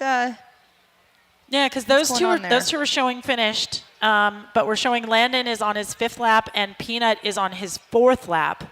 But we did see somebody pull in earlier. Yeah, let's see who's getting the checkered coming in right now.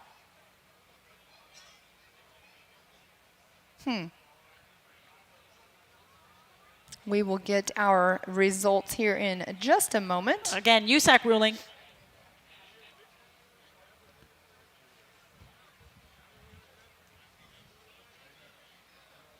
And that is obviously a view of people that are out on trail rides. Yeah, that's one of the coolest things here about coming out to King of the Hammers as a spectator is when they're not racing the course, it's public lands. Right, exactly. I'm not saying that it's something that I would want to do all the time, messing up the race course for racers, but it happens.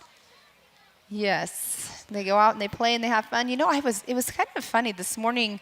I woke up in the middle of the morning, like super early, and I was noticing how quiet it was. Like there was, because usually it's pretty noisy out here all the time. You always hear traffic, you always hear, you know, parties, or you always hear something going on. And this morning when I woke up I don't even know what time it was. I think it was like 4 o'clock in the morning or something. It was Nothing? silent. Wow. And I was like, am I really at King of the Hammers right You're now like, with this like is dreamy. 50,000 other people right now? Because it was cool, like dead silent. No heavy breeze, no music, no nothing. I'm not going to complain. It was kind of nice, No, it was actually. nice, I'm sure. Well, we have all racers clear of the track, I believe, but our scoring has not quite updated yet in terms of who is our winner for this qualifying session. So we'll just be waiting for to get the updates on that. Meanwhile, I believe that we have the limited and the stock classes re-racked according to their qualifying times. So we'll see them out here momentarily. Yes, and they should be lined up over here where we stage our larger vehicles, which are right over here that line our short course, right by the BFG trailer. Or I should say BF Goodrich. I'm saying BFG. Yes, BF Goodrich. I'm so used to just saying BFG. I know, me too. Me too. Everybody, I think pretty much anybody and everybody in the off-road world understands that. I don't think I need to explain myself. Explain yourself, Lucy. Well, it is right around 6:15 here in Hammertown. What's nice is that it is not freezing cold. Sometimes at this time, you know, it starts dipping down into the 40s, even into the 30s, but we've had some great weather the past couple of days. Things have been really nice, not a lot of the W word. I still see people hanging out in shorts. No one's donned their big jackets. In fact, we don't even really have a fire in the LaserNet fire pit. That was last week when there was snow on the ground. I know, that was amazing. Oh, it was so cold here. Could you imagine if it snowed on King of the Hammer Day? I think it would be so cool. It would be amazing. What a fantastic race that would be. I think it would be absolutely super cool. Yeah, because off-road racing, I mean, we go no matter what, right? Exactly. We're no not matter like what. baseball. We don't have rain delays. We go. Right. No rain delays whatsoever. Nope. Or snow delays. There's no snow days in racing. No. No, there's no crying in racing. And Not there's in no snow off-road days. racing, I should say. The roundy rounds, there's snow days. Yeah, well, they throw a caution for like a napkin on the track, so. Oh my gosh. Those are the people I don't understand. So we're getting a look there at the Y247 car of Maggie Flores there in our BF Goodrich pit area for the youth race. I haven't seen her get out of the car, so they're just waiting on the ruling to see where she ended up. She was looking really good out there with a fastest lap of 1:20.627. That was her 4th lap. Yeah, great run by Miss Maggie Flores. All right, people still chiming in on YouTube.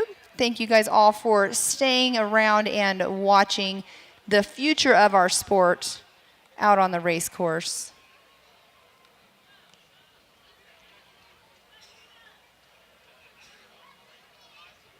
All right, we should be getting all lined back up here. The parents, I'm sure some of them are probably going to do some refueling. Why would you not? I mean, it's 12 laps. I'm not sure exactly how long the laps are because, again, they just created the little cut through on the course right after we were done with our qualifying today for our EMC class, but for our EMC classes, I should say.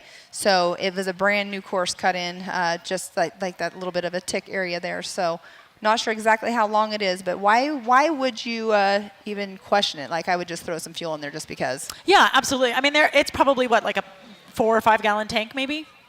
I don't even think it's probably that much. I mean, if you look at it, normal size UTVs only have like a 9 or 10 gallon tank. Really? When you buy them stock, yeah. Really? We can Google it and find out, but I really think that this is probably like a 1.5 gallon, maybe 2 gallon tank, Man, roughly. That's some drag racing. Yeah. Drag racing fuel cells. But then again, we do have some fully built 170s out there as well, too. So the Fulchers and that's the other Hudson Wilson.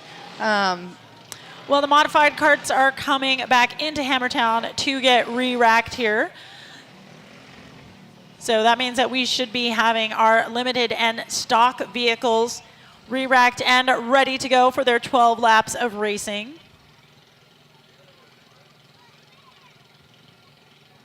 Lots of friends and family out here watching on the Jumbotron here at the Optima stage. We're so glad that you guys are sticking with us. There's a lot of stuff to do at Hammertown at night, and this is probably one of the best places to be. Yes, it is. Definitely being right here in front, watching all these little kiddos, the tiny tots, as I call them, out on the race course.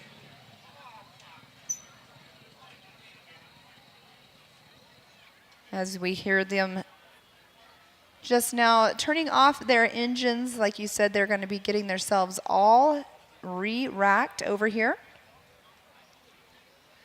But they more than likely probably already, we can't see from where we're at, but they more than likely already have the limited and the stock class already re-racked. Yeah. If I can talk tonight. Well, you've been talking all day. I don't know if you know that. I know. So have you.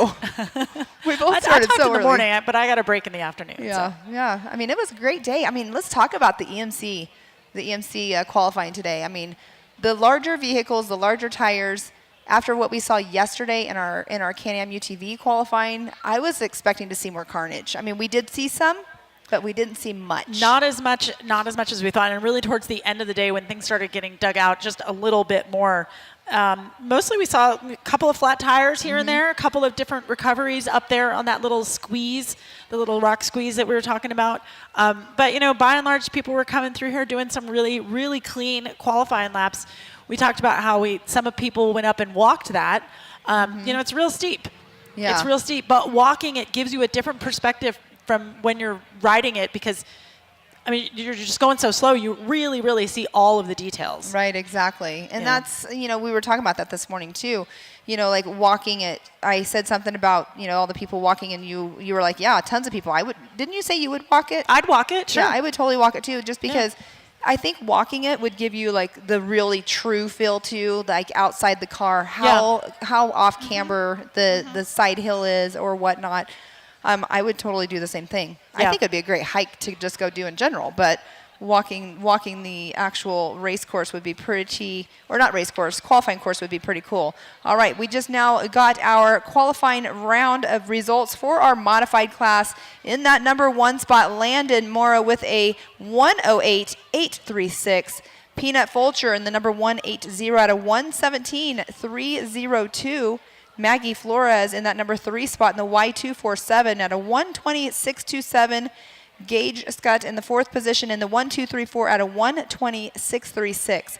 Hudson Wilson and TT Fulcher, we saw both of them actually stop out on course, had an issue. Not sure if they're working on it right now to try to bring them back out on the course for the race. But right now, that is how our qualifying order is going. All right, so it looks like our tracker just didn't quite update all of the way, but it looks like it is as it goes here on our screens. Oh, and look, oh man, that little baby guy getting towed off by the big tow truck. That is so sad. Oh my goodness, I didn't see it. Yeah, it's like a regular sized tow truck. He's gonna come right through here probably in a minute. Well, and I wonder if that is Hudson or TT. Let's see. 383 here is coming through, so that is one of our limited or stock vehicles. That is a 200. Yeah, but 383 is not in our list here. And then here comes No. a regular tow truck towing those little guys. I think that's that's the Hudson Wilson. Yeah, that's the 402 Yeah. car. Oh, man. So unfortunate. That is. You know, you could just pick it up. Well, if you saw his dad, you would know he could. He works out. Really? Is He's his dad a big. big old muscular Yeah, dude? if we could see him walk by here, you would be like, yep, he could totally pick that up.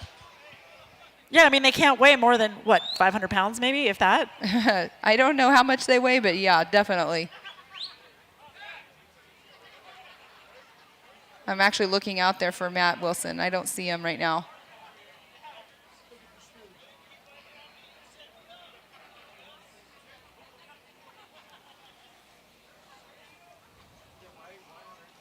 Looks like they are letting people cross over right now while the course is cold. Lots of traffic going by. as in foot traffic.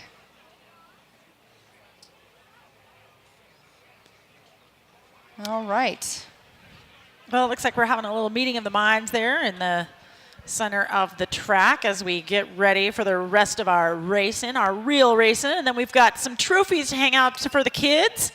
Can you imagine bringing that big old trophy home to your room? I know, right? Yeah, Laser Nut makes the same trophies for our kiddos that our bigger vehicles get, and it's super awesome. They're Those are great They're trophies. huge too. Yeah, yeah.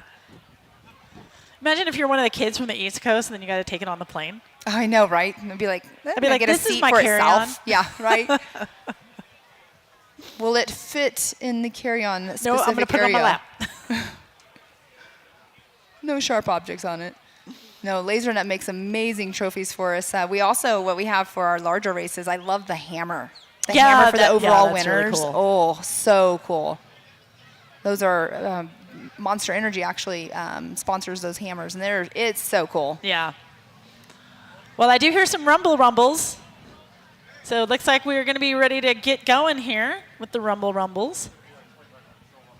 Grizzly Grams saying, shout out to Nico in production.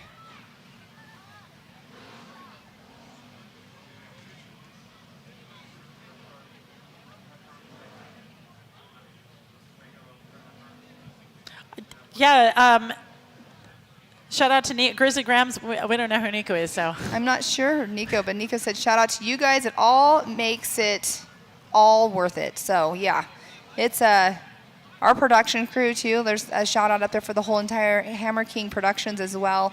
I mean, there's so much stuff that goes on behind the scenes that people don't see. I don't even see all of it. You know, we get to sit here and talk all day long while everybody's working super hard in the background to bring this live feed to everybody at home, which is awesome. It's just getting better and better every single year, and to have people watching from all over the world as well. All over the world. I saw people today that were like, oh, hello from Finland. Like, what? Yeah, right? In Germany, there was somebody from Germany, I think, whenever Miles was on as Yeah. well. So. No, it's great. And then, of course, we had that awesome qualifying run today in the stock class with our Frenchman, Matthias, I believe his name is. Just so great. It would be great to get more overseas competitors. I know it's really difficult. It's a lot of money. It's a lot of logistics to get a vehicle over here.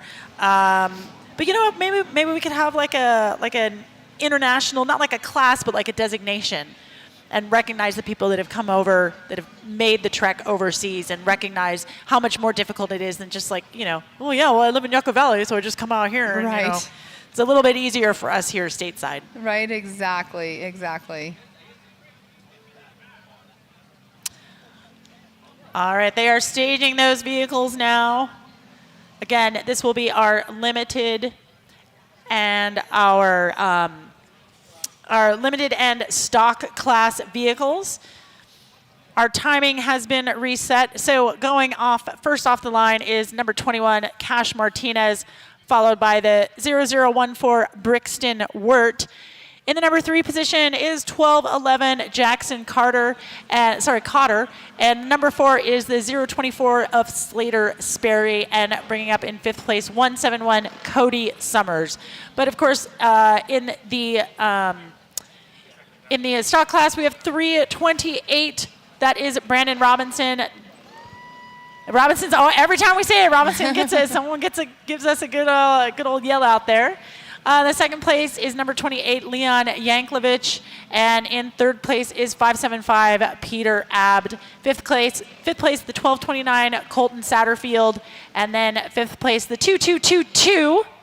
I got all the twos? All the Hunter twos. Valdez. All right, so, and what they are actually doing is you know how like in all of our other classes that we qualify, they intermix them as they qualified? That's what they're doing here as well. So we're going to see all 3 classes out? Not all 3. No, not on 3. The modifieds will go completely by themselves. Okay, copied. So right Okay. now it's just the limited and the stock class. Right. They will be intermingled as they qualified out there. So I Okay. really like that they're doing that too, because, in reality, if you think about it, this is also teaching the kids how to pass. Right. So there right. might be a car that didn't have quite a, as quick of a qualifying run, but is going to come out here now and now have to pass the cars that he did, that Right. are a little bit slower. So Right, and we always see, there's always that one person that comes in from the back and passes a whole bunch of people. I mean, we saw it in the Class 11 race, right? Yeah. Blake Wilkie started in like mid-rear pack and came through and won the whole thing because he knows how to pass vehicles. Exactly. So being able to teach these kids how to look ahead and plan your pass, not just the person in front of you, but the person in front of that person, right? Right. You are constantly looking ahead. You're always looking where you want to go, not right in front of you. You need to look where you want to go. Exactly. That is 100%. And it just teaches the kids, like we're talking about it, like it just teaches them the pass. It teaches them how to race clean, because it's another thing too. It's not bumper cars out there. I mean, No. some grown adult races, it seems like it's bumper cars out there. I mean, if you ever watch, you went to Crandon this year. I mean, look at the Pro 4s and the Pro 2s. They're not bumper cars, but the way they race and they're bumping into each other and everything else, it's pretty insane. And this also teaches the kids not only to how to pass, but how to be passed, right? Because you're always going to have somebody out there on your tail. And, if someone's faster than you, you don't want to hold up their race. You want to let them get by, right? So it's also being able to pull to the side of the course in a safe manner so that they can pass you just as much as you might want to be passing other people as they go along. Well, Emmy Hall, as we get ready to start this race, we are going to bring in Mr. Code St. Peter. Code St. Peter comes all the way from Texas. He races in the Mint 400. He races at the California 300. He races all over. He also races at Texas Outlaw Series. Code St. Peter, how are you doing today? Yeah, I'm good. I'm just waiting for my race, so just came out here to watch the little 170s and 250s race. I mean, this is where you started. You started out in this class right here. I mean, you did it. I'm not sure exactly how many years you raced in it. How old are you now? 11. 11 years old. This is Emmy Hall right here. Emmy Hall and I Hi. raced together Hello. for years, but Code St. Peter has a lot of time under his belt. Your dad races in a spec truck, is that correct? Or Yeah. I think it's a spec truck. Well, I'm spec truck. He was gonna race it, but he decided to just yard the whole truck up. But normally he races in a spec truck at Yeah. the races that you come out here all the way from Texas and race in. But Code St. Peter's got a lot of time under his belt. So Code, the course that you're looking at right now, obviously you're going to be doing in the Futures Youth 1000 class that is taking place on Thursday. Are you super stoked for that? Yeah, I'm ready. We've been pre-running for the last day. We pre-run today. It went pretty good. We're gonna pre-run tomorrow. So yeah. Okay. So go What do ahead. you see out here on the short course? What advice would you give to these younger drivers out here on the short course? How to get around here the quickest possible? You kind of just gotta just be quick if you're in the lead and you're battling with somebody. You just gotta make quick passes. You just find a line and stick with it. Just try to make it work. And Stick- clean all right, passes, so right? defend your line. Defend Yeah. your line, exactly. Defend your line.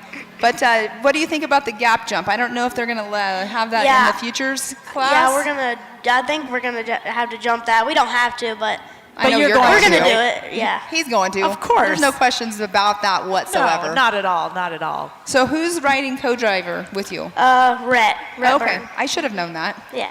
Have you been pre-running with him out there? Yeah. Okay. We've been pre-running together in Chase car and my dad. Okay. We've all been pre-running together. Nice. Yeah. When is your dad going to build a rock racing car? Is he out there? Yeah, he's on the side over He's there. hiding. Yeah, he's hiding. I don't know. I don't know. He will probably someday.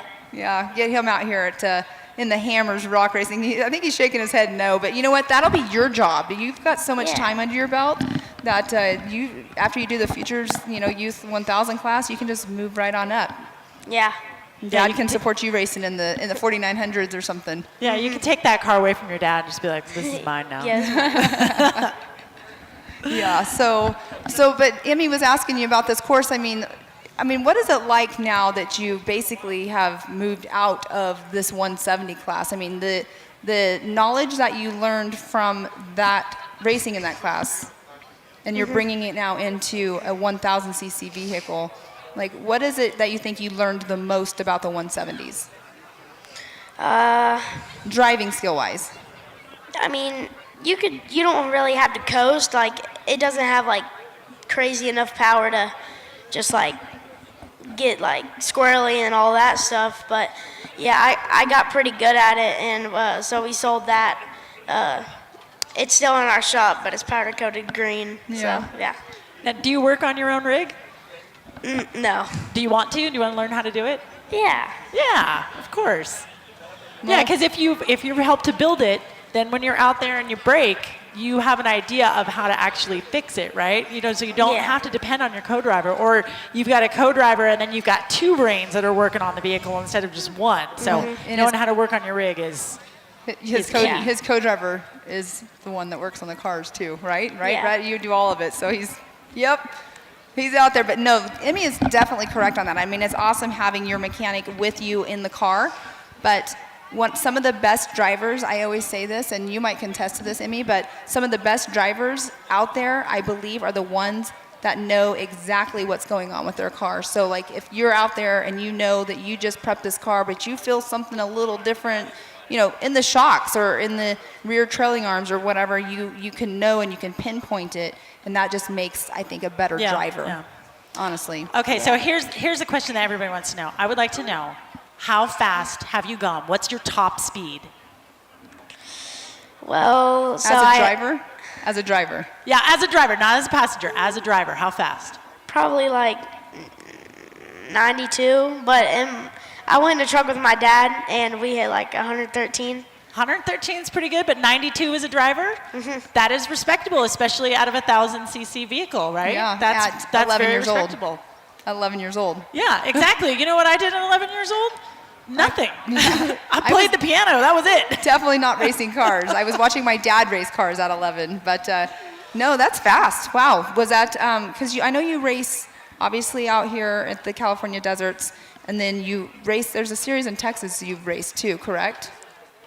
Or no? Is there a series in Texas that you've raced, like a desert recently, in December or something? No. El Paso. Oh, yeah, El Paso. See, how do I know more than you on what you're I racing? forgot about that one. Now, what do the kids at school think about your race car career? Oh, they love it. They're always asking, like, cause I was gonna miss like a week of school, and they thought that I was gonna leave Monday, and I was at school Monday, and they were like, I thought that you were gonna be gone, and all that, but it just, yeah. Do you think they give you a little bit more respect because they know you're a gosh darn bad kid behind the wheel? No, No? No? they're just like, You're you just know. like a regular kid at school? Mm-hmm. All right. What's your favorite subject at school? I don't like school, but probably math. No, that's good. That's good. Liking math is good because a lot of working on that car. Listen, when you get up there, you got to learn all about geometry and your angles of your axles and all of that stuff. So, sometimes you might think like, where am I ever going to use this? Trust me, you're going to use math if you're in racing, 100%. Yeah. I have to ask you, have you ever heard of Buddy the Miata? No? No, he hasn't heard of Buddy the off-road Miata. She has an off-road Miata Oh, that's that cool. raced last year out here, Really? actually. Yeah, it's Yeah. the dumbest thing you've ever seen, but it's pretty fun. I told her she needs her own little Hot Wheel made out of it. I would buy it. Yeah, no, I would too. I would too. I would keep it in Yeah. the package and have you sign it for me. But we are getting ready to start this race. Now, I can't remember, did you race this? Have you raced this class here at King of the Hammers? No, this is my first time at Hammers. Okay, I wasn't sure if you actually had been here and raced or not, but I mean, what a cool platform for these kids to be in front of right Yeah. now, right? I mean, Yeah, it's they're in fun. front of the world racing right now, Yeah. which is really super cool. But they are on their sight lap, and they should be coming around here in just a moment. The pace car should pull off, and they should drop that green flag. Do you have any friends that are racing in these 170 classes? I don't know if any of these kiddos are from your area. I've talked to Cash Martinez and all that, and I've raced Braxton. He's quick. He's real fast. Mm-hmm. But and TT Fulcher. Yes. Yep. Okay. Now, TT is in our modified class, and I know that he Yeah, I don't pulled think off he finished. course, I think, yeah, him and the 204 They unfortunately got towed off the track. It was really, really sad. Yeah. It broke our hearts up here, but we're glad to see these other kids out here racing. We've got the limited and the stock classes, and they are off racing. They've got 12 laps of pure kid chaos as they go around the Ford Performance short course here at the 2025 King of the Hammers.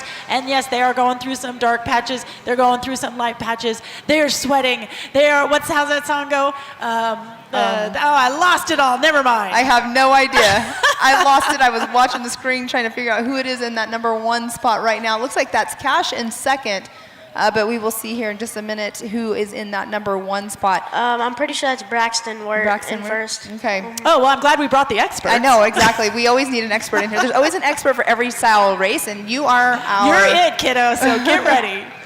I have to say, whenever I first started announcing races when he was racing, I was horrible. I always called him Cody. Cody. I finally got it remember right. that. Yeah. Finally got it remember right. I don't know how many times your dad corrected me. But yeah, no, super cool though that you're up here now. You're announcing with Emmy and I that. Yeah. I at King of the know. Hammers. Mm-hmm. Pretty darn Yeah, you should cool. put this on your resume. Yeah. It'll look really good. Exactly, Yep, exactly. That'd be cool. Well, there we go. The Braxton Wirt coming in at a really good time here. They are almost through their first lap. Our scoring is going crazy, going up and down, up and down, up and down. But it looks like as they're coming through here, we're going to see who is our leader as they come through this first lap. Will it be Brixton? Will it be Cash Money Martinez? Or will it be Slater Sperry? Those are all of our limited class leaders. As we Yes. go down the line here, it looks like we've got, excuse me. Brandon Robinson in that stock class in that number 1 spot, and then number 2, Peter Abt every time. I Every love time, it. every time. Peter Abt in that number 2 spot for the stock class, and then Leon. I am not. Leon Yankovic. I know I'm saying that completely. Yankovic, I think. Yankovic. Yes, I asked Ruslan. I was like, "How do you say your last name?" And I still, it's one of those names that I'm going to always struggle with. But yes, we do have, and then also Eli Robbins out there. He's running number 6 in the stock class. Brixton puts down a lightning fast lap for a limited class at 1:14. Oh, wow. He is currently leading Cash of second behind him at a 1:15. And then we've got Slater coming in at 1:19. So really good lap times there for our limited classes. So let me ask you this question, Code. We were talking about this. In the 170s, I know yours were built 170s, but do you happen to remember how big the gas tanks were? Were they like a gallon? Do you know? Gallon and a half? I have no idea. I can't remember. 4 gallons. Okay. Wait, I see a 1 and then I see a 4. 14? Definitely not 14 gallons. Whatever. 1 in the one. mod. So 1 gallon in the mod car. Wow, 1 gallon. That's crazy. Yeah, definitely. All right, and in our stock class, Brandon Robinson is your current leader. He had a great lap time there of 1:20. Brandon Robinson, boop, boop, got a 1:23.799. He is pretty good there over Peter Abt at coming in at a 1:29. So we've got a good spread there between first and second. But the real story up here, we've got Brandon and Cash. They were separated by only 1 second, and Brandon crosses the line, and now they are much closer. Brixton? Sorry, Brixton. Oh Okay, my gosh, sorry. thank I you. was thinking- Thank you, Brixton. No, totally fine. Totally fine. I was thinking, do we have a Brandon? We have so many names There that probably came is a through. Brandon out there somewhere. We have, for sure. So Brixton worked in that number 1 spot, like you were saying, in that limited class. Let's see who is still leading in the stock class. Is Brandon Robinson still leading in that stock class, number 328. And Jackson Cotter, he has moved up into third place in the unlimited class. His last lap there was 1:19.790. But again, our leaders are still turning in 1:15 lap times in that limited class. In our stock class, lap times are a little bit slower in the 1:20s, but that is just the difference of classes there. Exactly. I mean, you got the limited and the stock classes out there right now. Again, we'll have the modifieds later on. But Code, what are you thinking about this race so far? You're sitting here watching this. Do you see what we are actually looking at here when we're talking? Yeah. It's kind of a hodgepodge of keeping up with it, right? Yeah. Yeah, it's not as easy as it looks for sure. But right now on the screen, the kiddos doing this short course. I think you're going to probably excel on this short course part because you come from a short course background. Mm-hmm. So are you excited to do the short course that has been built out here at King of the Hammers? Wait. Are you excited to like be on that short course? Oh yeah, Ready for it? that'll be fun. So how long is your lap? I have not asked that question Is- yet. It's like 63 miles. Okay, so something you're like doing that. the first desert loop. Yeah, is what it's you're just doing. the desert. Nice. Okay, so that's what we did last year for the youth as well. Right, so they do that desert. But you're going to get some rocks because that desert loop goes up and it goes up into Emerson. Well, you know, you've been pre-running. I don't have to tell you. They said that they're not. Well, last year they did like resolution and like stuff like that, but this year they're not gonna do. They're doing no rocks. Okay, Yeah, okay. so the I mean, you desert get a side. little bit of not like rocks, but you do get a little like Yeah, bumpy yeah, yeah, bumps yeah. going up and then down into that steep down into Emerson Lake Bed. So it's not going to be all smooth, fun, whoopee sections out there for you. But again, here at the youth race, Brixton Word is still leading here. He's on lap 5. We've got a 12-lap race coming up. And in the stock class, again, Brandon Robinson is holding on to that first place. Brandon Robinson, boop, boop, followed by Peter Abd and then Leon Yankovic. So those guys started 1, 2, 3, and they are still maintaining that 1, 2, 3. Yes, they are. I mean, and when the cars are all pretty much equal like this, being in these classes, I mean, it's really not. It's not a passing game, to be honest with you. No, it's just all about driver, right? Yeah, it's It's all drivers. about car control. It's all about choosing your line through those turns, slow in, fast out, hitting that apex, getting the shortest distance possible through that. I mean, with stock vehicles where everything is the same, like you said, it's all about finding those little tiny seconds, 1/10 of a second here, 2/10 there, and then it's like small catch monkey. Those little gains just add up over time, and the next thing you know, you've gained 3 or 4 seconds. Exactly, and it's all about how you take your turns, right? So, I mean, basically, you have to keep your momentum. You came from these just not long ago, so you know that you had to keep your momentum to keep your speeds fast. Is that correct? Yeah. Yeah. Especially when it's like you have some sandy tracks and you just got to carry your speed through the corner so you don't get stuck. Yes. Exactly, you don't want to get stuck because these are just two-wheel drive, right? Mm-hmm. Just rear-wheel drive, as God intended. I'm trying to figure out, let's see, that is the, no, I could not make out the number on that car. You can see the flashes. We got photographers out all over the race course as well, taking photos of these kiddos.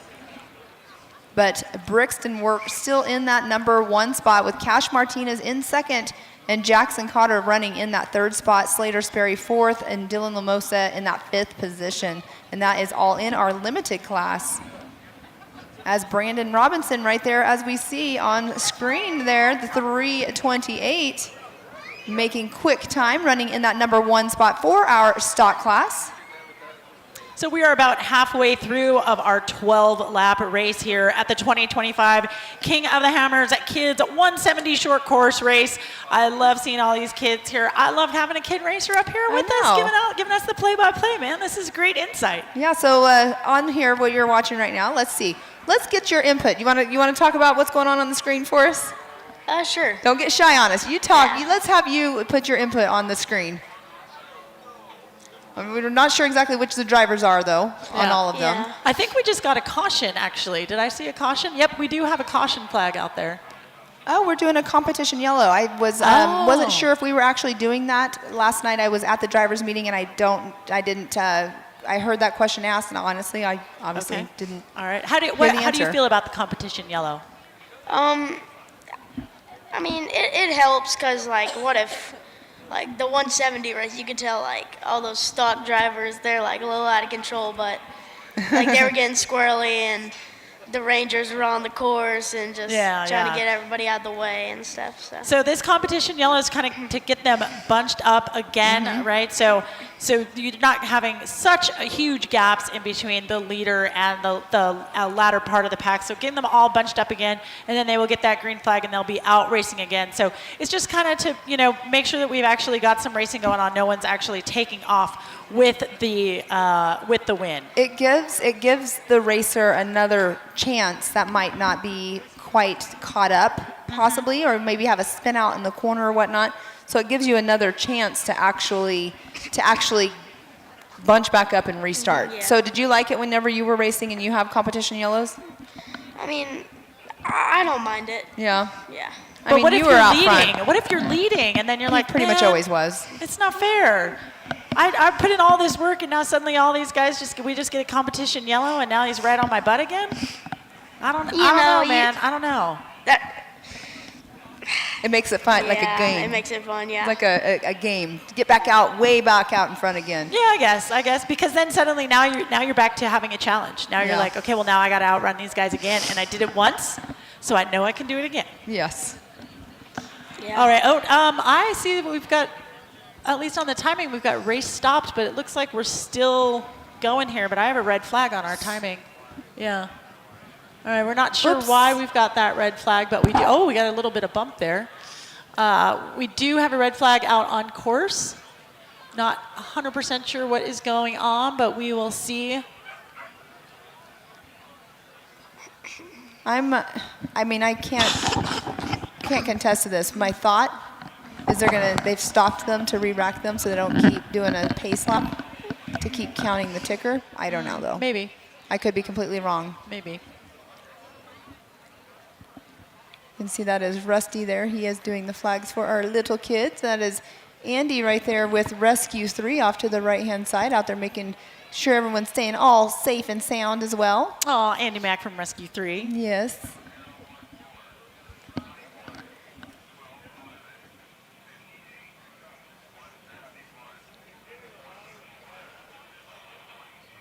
So you can hear them counting down the numbers. Yeah. All right, so we got a red flag for a re-rack here. So we'll get them back into their qualifying order, and then we will get on with the second half of our race, our 12-lap race here.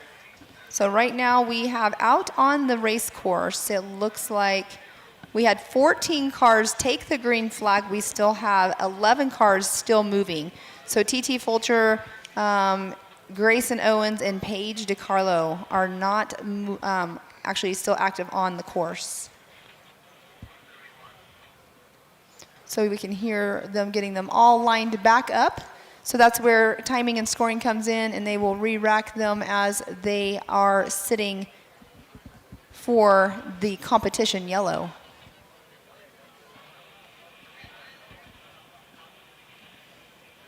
You can see all the parents back there. Now, more than likely, the majority of those parents are the ones that have the radios that are spotting for the kids. Yeah. We also have the Can-Am Corral that's right down there by the BF Goodrich trailer. That's where a lot of people are also standing. So we have people over in the monster stage, Can-Am Corral, right here in front of us by our Laser Nut fire pit. And lots of people watching online. Let's see what's going on online here. Yeah, we do have a lot. We've got a lot of likes, and no one's given us a thumbs down, so thank you for that. That's a good thing. Yeah. Yeah, we've got plenty of people watching here. Brennan, we will not because we have microphones.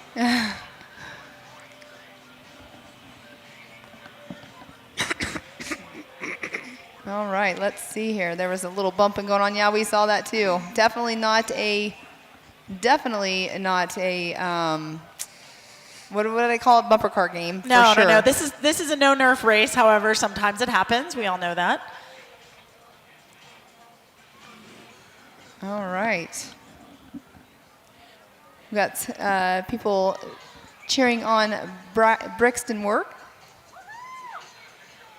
Oh, that's usually for Brandon Robinson. Do we have a Brandon Robinson? Woohoo! There it is. That's you guys are my favorite group over there. All right. Well, Code St. Peter, it was amazing to have you in our booth with us up here at King of the Hammers. We will see you on Thursday in the Future 1000 class. So good luck to you. I'm sure you're probably going to go do some more pre-running, aren't you? Yeah, tomorrow. Tomorrow, yep. One last day of pre-running. Then we got drivers meeting tomorrow night.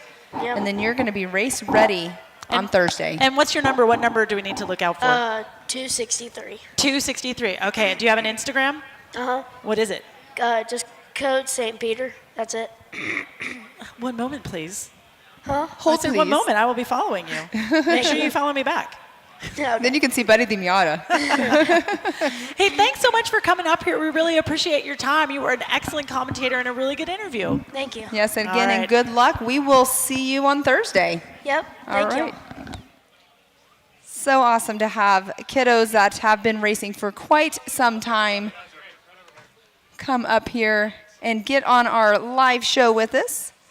Code St. Peter's, like again, he's been racing for quite a while here Yeah, and I actually did just follow him on Instagram, and it looks like he was the 2024 Unlimited 250 champ, the 2024 Outlaw 250 1000 champ, and the 2024 Parker 400 California 300 Youth Overall winner. So the kid knows what he's doing, if you know what I mean. Yes, he does. He is no stranger. His dad runs in, like we were saying, in a spec truck as well. So Tom St. Peter, a well-seasoned racer himself. Thank you so much, Caleb, for bringing us pizza from Dang Brothers. Yeah, the Dang Brothers Pizza. I love that they've got the pizza oven out of the fire truck. I love it. I love great. it. I like. It's so funny because now every time I see like an old fire truck, I think, ooh, there's a pizza truck. We need to get that and make it into a pizza truck. It's like, wait, no, that's not actually a pizza truck.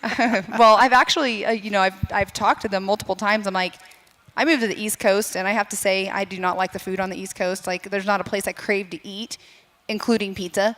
So I've always told them, I'm like, you guys need to branch out over into North Carolina. And from my understanding, it has been talked about. So Really? I may get what I want one of these days because they're the ones that are here from the Utah branch. Yeah, So they came down from Salt Lake City. So they drove that yellow fire truck all the way down here all from the way Salt to Lake King City. of the Hammers from Utah. For pizza. Man, you know what? Thanks to you, Dang Brothers. We appreciate you. Yeah, exactly. Definitely appreciate you.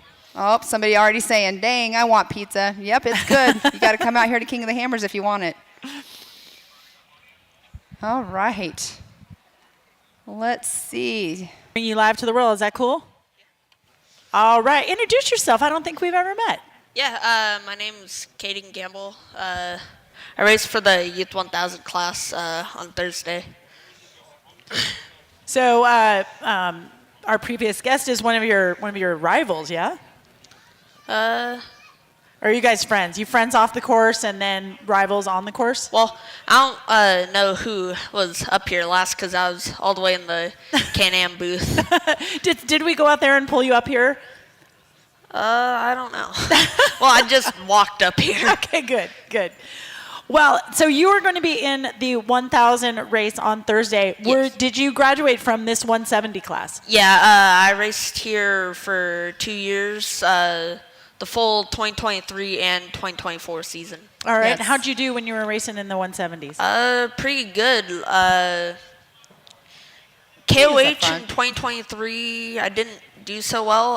In fact, in practice, I actually did pretty awful. Took a pretty bad tumble. But other than bruised rib or two from my neck harness digging in, I was fine and passed half the field that night. So you rolled the car and you also passed half the field in the same night. Yeah. So you went from like the lowest of the low to the highest of the high. Yeah. Yeah. Are you finding that can you ride the middle? Or do you let yourself go from all down here, right? Because that can be really exhausting in your mind. Yeah. Right? Like suddenly you're super depressed and then you're crazy happy. You got to find that middle. Yeah. I mean, it definitely didn't feel good because it hurt. Yeah, but you're a very good racer. I mean, Yeah. you're always out there. You're on the podium the majority of the time. So he races also with the Ultra 4 USA Yeah. series as well. Right. So, and you also, I know that you're one of our racing kids that race in multiple vehicles. So what is the other cars or style of racing that you race in? Well, I retired from it because I also You got retired from it? You're like 12 years old. I got too big for the, I believe the biggest chassis they had. But I used to race quarter midgets back in where I live in New Mexico, and started in mid 2021 and lasted all the way to the last race of 2024 in October. All right. Yeah, he's definitely one that's out there reckoning with the being up on top of the box a lot. Really? Yeah, Okay. definitely. So what's the racing culture like in New Mexico? Where I live, there is a dirt track about an hour away, but other than that, I don't really think there's much racing there. I mean, do you have open spaces like we have here in California? Yeah, there's quite a few trails and washes that I could go through and tune my car. Yeah. How about motorcycles? You into two wheels? Not really. Well, with age comes the cage. That's what they Yeah. say. At 12 years old. Are you 12 now? Or how old are you? 13. You're 13? Okay. I wasn't sure when your birthday happened, but yeah. Yeah, I mean, you could probably have lots of trails that you can go practice on. Yeah. Now, who's going to co-drive with you on the race for Thursday for the Futures 1000? My dad. Your dad is. Okay, awesome. All right, Kevin, right over here, down waving there. out here. So that's really awesome to see you bumping up into racing into that Youth 1000 class. So are you excited for the more horsepower? I definitely am, but I was pre-running the course a lot today, and is very brutal. The ruts are like about a foot deep. Yeah, yeah. Is torn up from trophy tracks. So what do you pre-run in? Pre-run in my race car. So you pre-run in the race car? Yeah.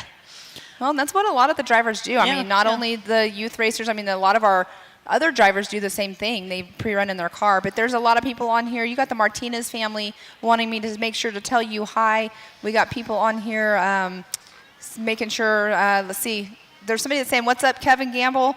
So I'm not sure what the handle is on here, who that is. But, yeah, you got some people on here cheering you on that's watching. Oh, he's local, so he's local to you. I'm not sure what Skeep is his name on here, but he's one of your local boys. You know who I'm talking about?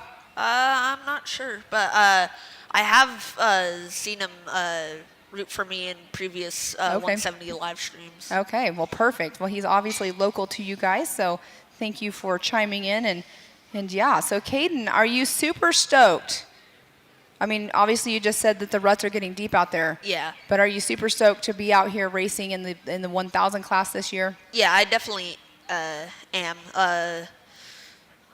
There's quite a few sections where I'm wide open, but there's one point in the course where you're going up this kind of rocky hill where you're crawling up it in low, like up on a few wheels in the air, and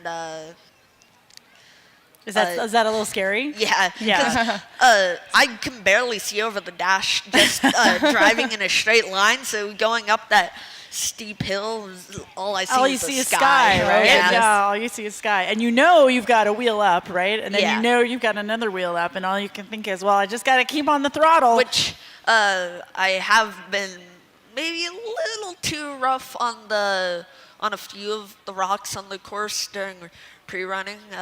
May or may not have put a hole in the skid plate and bent a tree kicker. Yeah, but that's what the whoopsies. skid plate's for, man. Yeah. Yeah, I mean, come You on. can get a new one. You got to use the equipment. You're just Yeah. using the equipment. All right, so I so fun. asked Code what his top speed was ever driving. What is your top speed? I don't really look at the speedometer much, but when I do, I think on the first lake bed I hit like 80 something, and Okay. through the rest of the course like 50. I mean, those are some respectable speeds out there, because I know that course is really whooped out. Yeah. It's really rough, especially, do you guys go through this wash that goes up to Backdoor? Do you guys take that?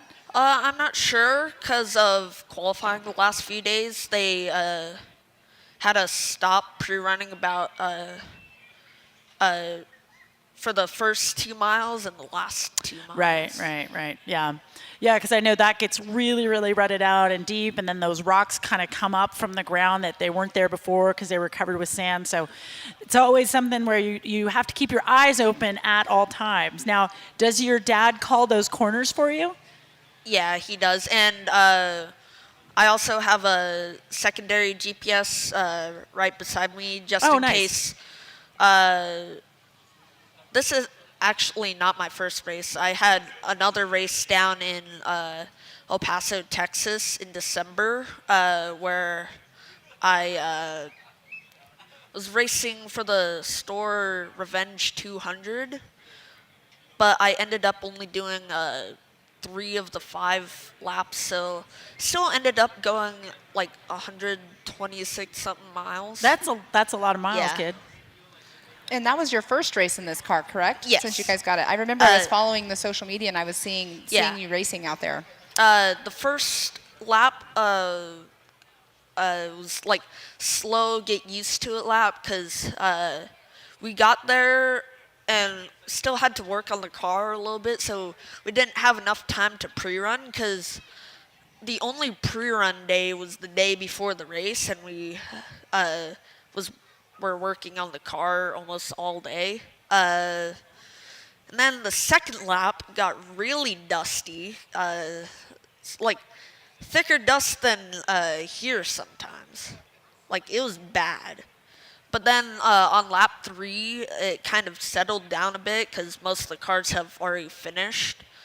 And we were thinking of not even doing the third lap because it was getting so dark and haven't even driven the car in the dark yet. But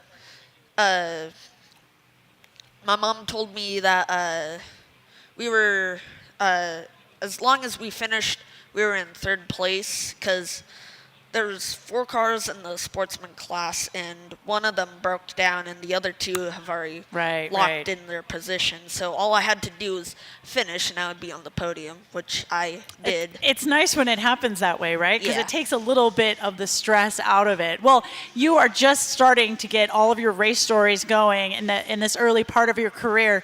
But we've got the 170 kids. They have started again, and we are seeing some fierce competition out there. Braxton Wirt and Cash Martinez, again, still going neck in neck. Their last lap looked like they were still about a second apart here in the limited class.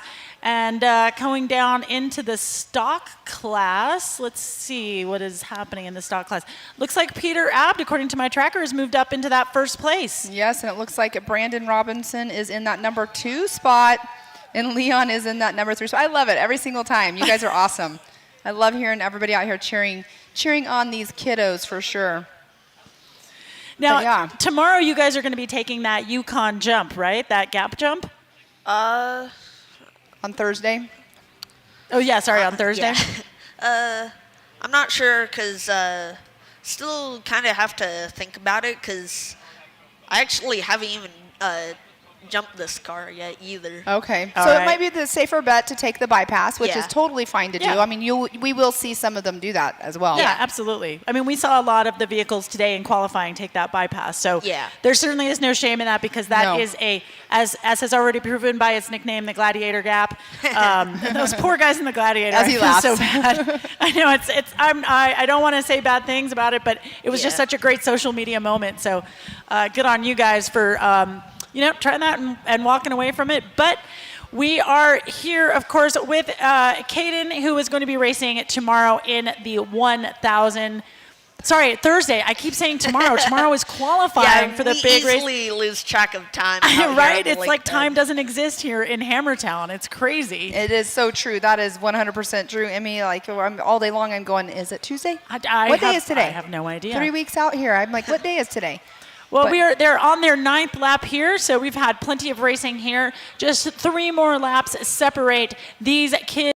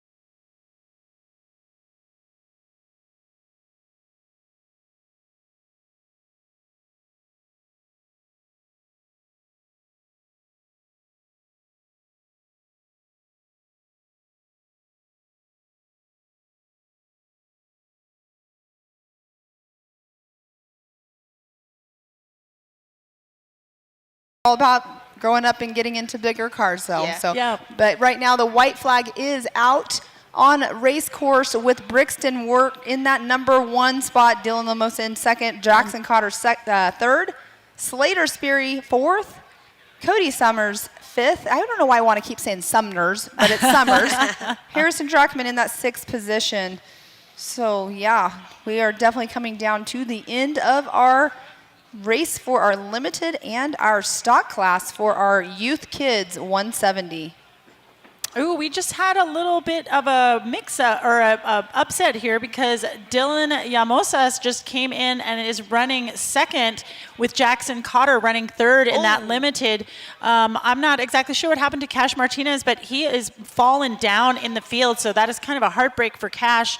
But Brixton, Dylan, and Jackson are all. Braxton takes the unofficial first place here in the limited class with a time of 33 minutes, 41 seconds, and .191.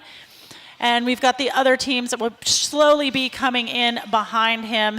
And then again, oh no, we do have Cash Martinez is down on the bottom. I'm not sure what's happening with timing, you guys. All right. They have him in 9th place, but they also have him as finished. So All right, so Brixton Yeah, Work in the limited, Jackson Cotter and Dylan Mosa in the number 3 spot, 1, 2, and 3 right now, unofficially. Yeah, I For the think I limited. saw Cash pulled off by the next to the bypass for the gap jump. Oh, okay, yeah, and you know what? He oh is yeah, down he didn't here. get the full. He didn't get all 12 laps, so that's what's going on there. And then we are still looking for our stock class here. So currently we still have Peter Abt running in first, and our favorite Brandon Robinson in the 328 car in 2nd place here. All right, and there we have Peter Abt just now came through, got the checkers in that stock class. Oh my goodness. Peter Abt finished in 34 minutes, 48.003. And Brandon Robinson, 34 minutes, 50 seconds, .380. So very, very close for those two. Yes, definitely super close here. So let's see, who is that? Hunter Valdez in that number 3 spot for our stock class. So these are all unofficial until they make them official for us. But that is the completion of our limited and our stock class Yeah. for our KOH Kids 170. Yeah. Exciting times, right, Katie? Yeah. Yeah, super exciting times. All right, so tomorrow, what number are you running? Thursday. Sorry, jeez. Oh, my gosh, you guys. I've only had like 6 Diet Dr. Peppers today. Only 6. Only 6. All right, Thursday. Yes. Thursday. What's your number? 26. 26. Okay, that should be very easy It's to an remember, which all-red I will. Can-Am Maverick X3. Can-Am Maverick X3. Okay, and then do you have an Instagram so I can follow you right now? No. Oh. My mom does, wherever she is. Okay, all right. Well, we'll look you up on the social medias later. All right. We wish you the best tomorrow in the number Thank you. Thursday. Thursday. Number 26 car. Don't getting wake up fired. tomorrow thinking you're racing because Yeah, she you're put not. it in your Don't head. do not listen to me. Do Well, not listen to me. I'll be up pretty early pre-running the miles that we missed. Yep. So he's gonna be these doing his past few homework, days. taking his notes. Yep. Making sure your dad's all ready to call those corners for you, so you can Yeah. get out and have a really fun, awesome race on Thursday. Thursday. Oh my gosh, you got it right. I got it Emmy. right. I'm Oh, so I excited. can go back to bed. This is amazing. But anyway, thank you goodness. so much for your time. We appreciate you You're having welcome. coming on up here, giving us your insights. This was awesome. And now we are going to get ready for the modified cars. Now we've got many, many less vehicles that are going to be out here, but they are much, much faster. Well, and I Yeah. did get word from Mr. Brian Fulcher that TT's car is running again, so TT will be back so out there. much. But We're so Caden glad you Gamble, good luck on Thursday at the race.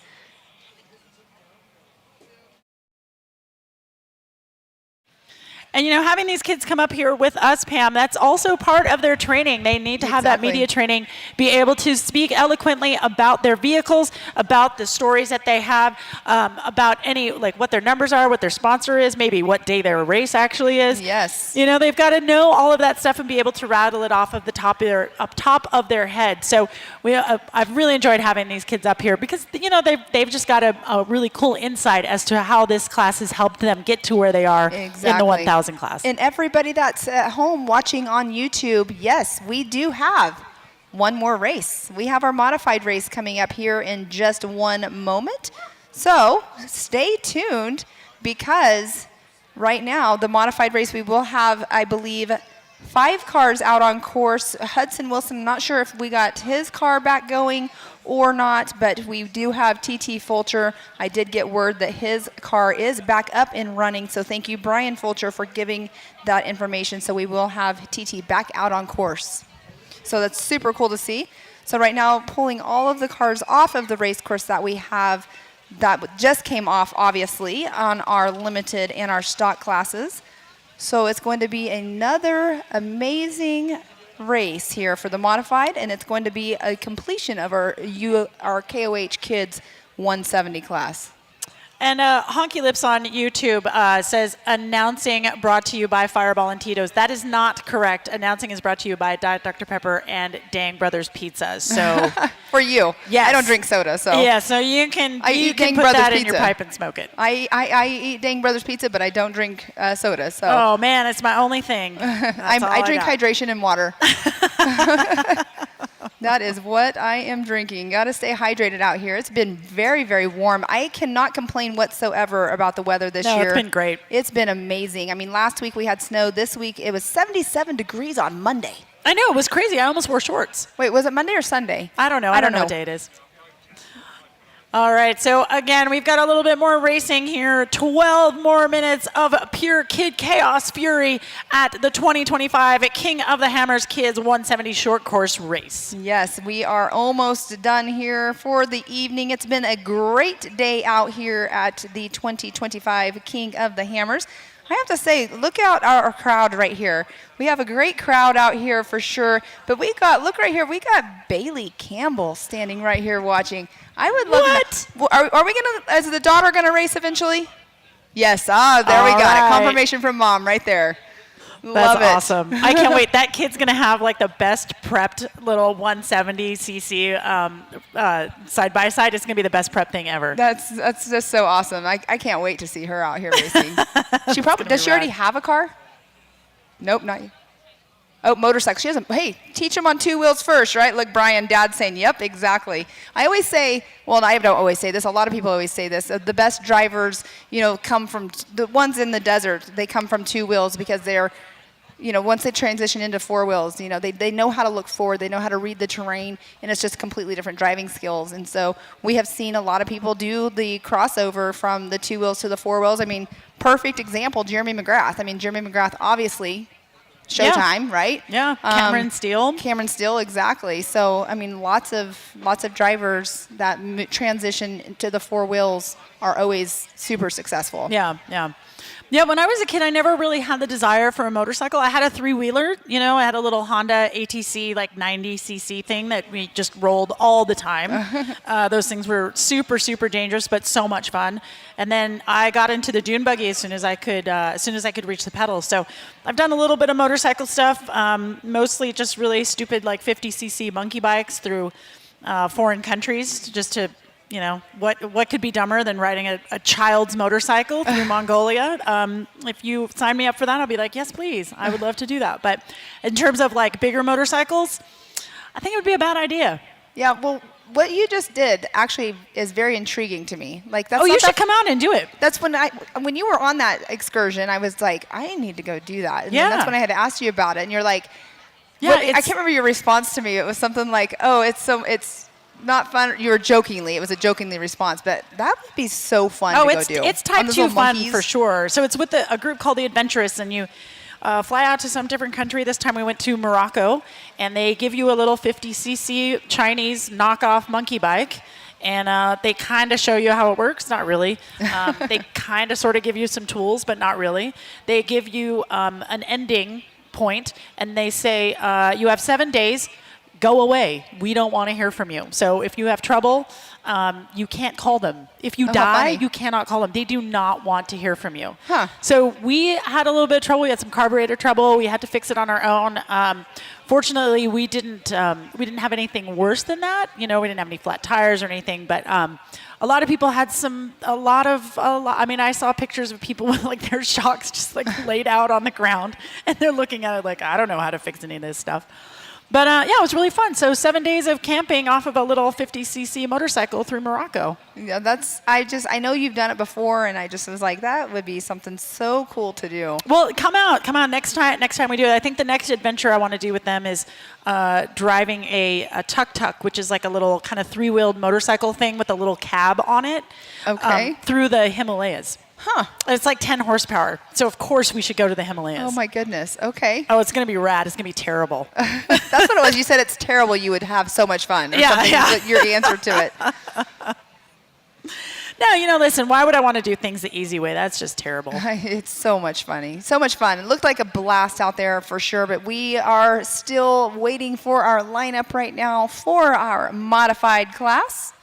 Getting our results. Are these our final results, sir?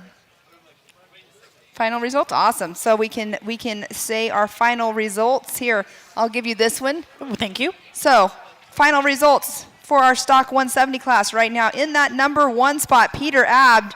In that number 2 spot, Brandon Robinson. And in that number 3 spot, Hunter Valdez. So those are our official results. Unofficial, excuse me. I was told official. Now I'm getting told unofficial. So, unofficial. And the unofficial for the limited class here is Brixton Wirt in car number 0014. His average lap time was 1:15.209. Jackson Cotter in the 1211 with an average lap time of 1:19.304 in second place. And coming in third, the 58 car, that is Dylan Yamosas. His average time was 1:19.840. So some really great fast laps that are happening out there on our Ford Performance short course. So what is going on? They are going through post-tech. They have to go through and they have to weigh their cars. So the top 5 that finish in each class are going through post-tech, getting weighed to make sure they are all good. And unofficially in the 4th position for the stock class is Eli Robbins.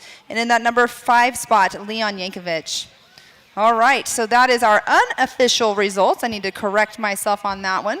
But here we are, still waiting. You can see in the background, they are lining up there for our modified class. And while we're waiting, we've got a little highlight package of what's happened so far. And of course, remember to stick around for the awards that are showing after we get those modified racers around the track for their 12 laps. But for right now, hey, let's run that highlight reel, shall we?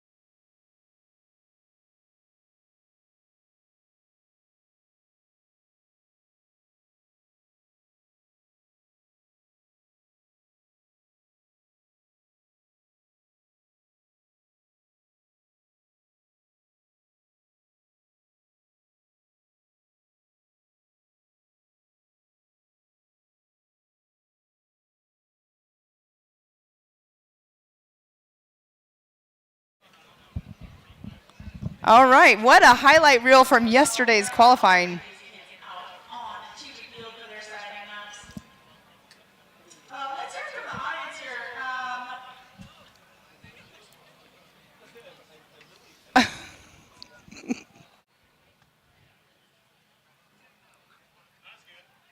Welcome back, everyone. We just had a very strange glitch here. I think I'm living in the Matrix.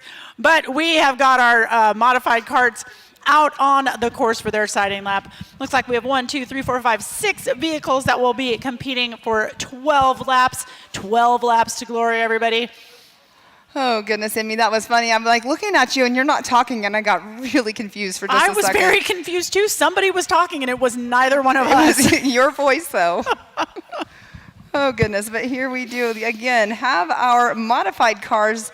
Oh, looks like maybe all 6 of them are back out. Yeah, but we had eight that started. Oh, we did have 8 that started earlier. You are correct. We had 8. So I believe 402 Hudson Wilson is not here, and is it Landon? No, Landon's here. I think everybody is here but Hudson Wilson. No, the 555 of Matthew Horschel is not out there. Oh, yes, okay. Yeah, I think those were the 2 guys. Definitely 402 was getting towed off, little car with a giant tow truck. And then 555 maybe was able to get out of his own power, but he is not on the field right now. So out there we've got Landon Morrow in the Y250 car, Peanut Fulcher in the 180, Maggie Flores in the Y247, Gage Scutt in the 1234, TT Fulcher in the 1000T, Dalton Danger Black, or is it Danger Dalton Black? Only his parents and friends know for sure, in the 777. All right, and we have him on here twice for some oddball reason, so that will get corrected. But as we make our way around, they are doing their sight lap, and then the pace car, our Can-Am pace car will pull off, and the green flag will drop. They will have 12 laps of main event racing. We will have at lap number 6, they will do a mandatory caution, a competition yellow is what I should say. So, who is going to take it? This is like anybody can take this race. Yeah, anybody can take this race. And what's nice is when we get to that competition yellow, when they re-rack them, there's not as many kids, so there are not as many competitors, so that re-racking should not take nearly as long. Because all we want to see is our racing, and we want to give these kids their trophies, these Laser Nut trophies, so they can go home and brag to their friends and their schoolmates. Yeah, look what I did this week. I raced at King of the Exactly. Hammers. It's so cool to see these kiddos out here. And again, a huge shout out to the BF Goodrich pits for allowing our racers to come on over there and use your pit mat out there for their pitting, and our parents to be out there using that as their spotters area as well. And they've been a huge supporter out here at King of the Hammers for quite some time. Nate Hunt here as well. So here we go. Green flag is dropped, and that is Landon Morrow right there with Peanut Fulcher in that number 2 spot. But Landon taking the whole shot right off the start. Yeah, very, very easy lead there. He really pulls out in front of those other vehicles, but it looks like there is a race on there for 2nd and 3rd as Landon pulls away from the crowd. And we've got Maggie and Gage and TT bringing up the rear there. But again, this is always anyone's race. We've got 12 laps to go as we're coming around here, finishing this first lap. Now, the other classes, they were able to make like, 1:15, I believe, is what their fastest lap was. We have the results. Oh, we right do here have the at our results. Thank you for being fingertips. smart, Pam. Yeah, so 1:25 is not the fastest time for the stock class. It looks like it was a 1:23.799. Yep, and the limited class, the fastest lap was 1:15. So we should see these guys and gals coming in much, much faster as they get to their lap. And we're going to get a first lap here from Landon, and we'll see where his time is, a 1:15.552. So kind of on a par with the average lap of the limited class of Brixton. Brixton's fastest lap was 1:13. So if you want to get that hot lap there, Landon, you're going to have to put that pedal down just a little bit more. Looks like Peanut is down about 7 seconds, and TT Fulcher is down about 15 seconds off of the leader. All right, so not sure. We saw him get in that number 2 spot. Obviously he started in that number 2 spot, so he was sitting there, but not sure exactly what happened to him. But TT Fulcher, he's sitting in that number 3 spot right now, and he was one who had a car that was not able to finish on of our qualifying. Yeah, TT currently at the last lap, he was about 16 seconds down and about 7.7 seconds out of second place. So both of those kids both 2nd and 3rd have got their work cut out for them if they want to get to Landon Morrow. But again, we will have that competition yellow, which is going to bunch them all back up again. Exactly. And then Maggie Flores in the Y247 running in that number 4 spot. Gage Scutt in the number 1, 2, 3, 4 in 5th. And then Dalton Blick in that number 6 position. So Landon turning in a 1:09 lap time there. That is pretty fast. Let's see what Peanut and TT have to answer that. Well, Peanut coming through with a 1:15.944, but Landon's fastest lap time for the qualifying was a 1:08.836. So he's still about a second slower Yeah, than what he he's- was in qualifying, but still he's- great time. Still got some speed out there on the table. All right, and it looks like Maggie Flores is about 3 seconds out of third place. And we've got a good run going here for fourth and fifth. They are really, really close right now in fourth and fifth, at least on their last lap. And then Dalton came in. So far, his fastest lap is at 1:25 on his second lap. But everybody now is on their third lap. We will re-rack them at 6 laps. Yes, we will do that competition yellow. Obviously, a less amount of cars on the course. It shouldn't take them as long to get them all re-racked. But Landon Morrow just now with a 1:09.736. So he's sped up just a little bit more on that last lap just now. So that so far is his fastest lap of his race. Oh, good for him. Yes, and Peanut Fulcher sitting in that number 2 spot. TT Fulcher, Maggie Flores, Gage Scott, and Dalton Bleck. Oh, there we go. There is the 180 of Peanut Fulcher, as we see right there. Yeah, he's looking real good, isn't he? I think I'm not sure if he's doing the Youth 1000 class on Thursday or not, but I know, like I said earlier, he raced at Vegas to Reno. Yeah. in So the you Youth would think 1000. he should be able to do both. I'm going to find out from Dad here. Let's Okay. see. So far we haven't seen much swapping of places here. How they started is how they are at. There with the 777 of Dalton, Danger Dalton Bleck coming through here. I love that it's the 777 like wide body, you know. Yeah, Like, exactly. I'm so fast, I'm a plane. Exactly. So we have 9 laps remaining here. Been racing for just under 5 minutes. Yes, and we will, again, like you had said, we are going to have that competition yellow once they are 6 laps into the race. As Landon is running away with this win right now. Landon sitting out in that number 1 spot. Fastest lap, a 1:09.736 for Landon. Last lap was a 1:12.920, so slowed up just a Yeah. little bit. Taking a good line through there, hitting that apex and accelerating out. You want to go slow in, quick out. All right, and TT Fulcher now making his way across the start-finish line once again.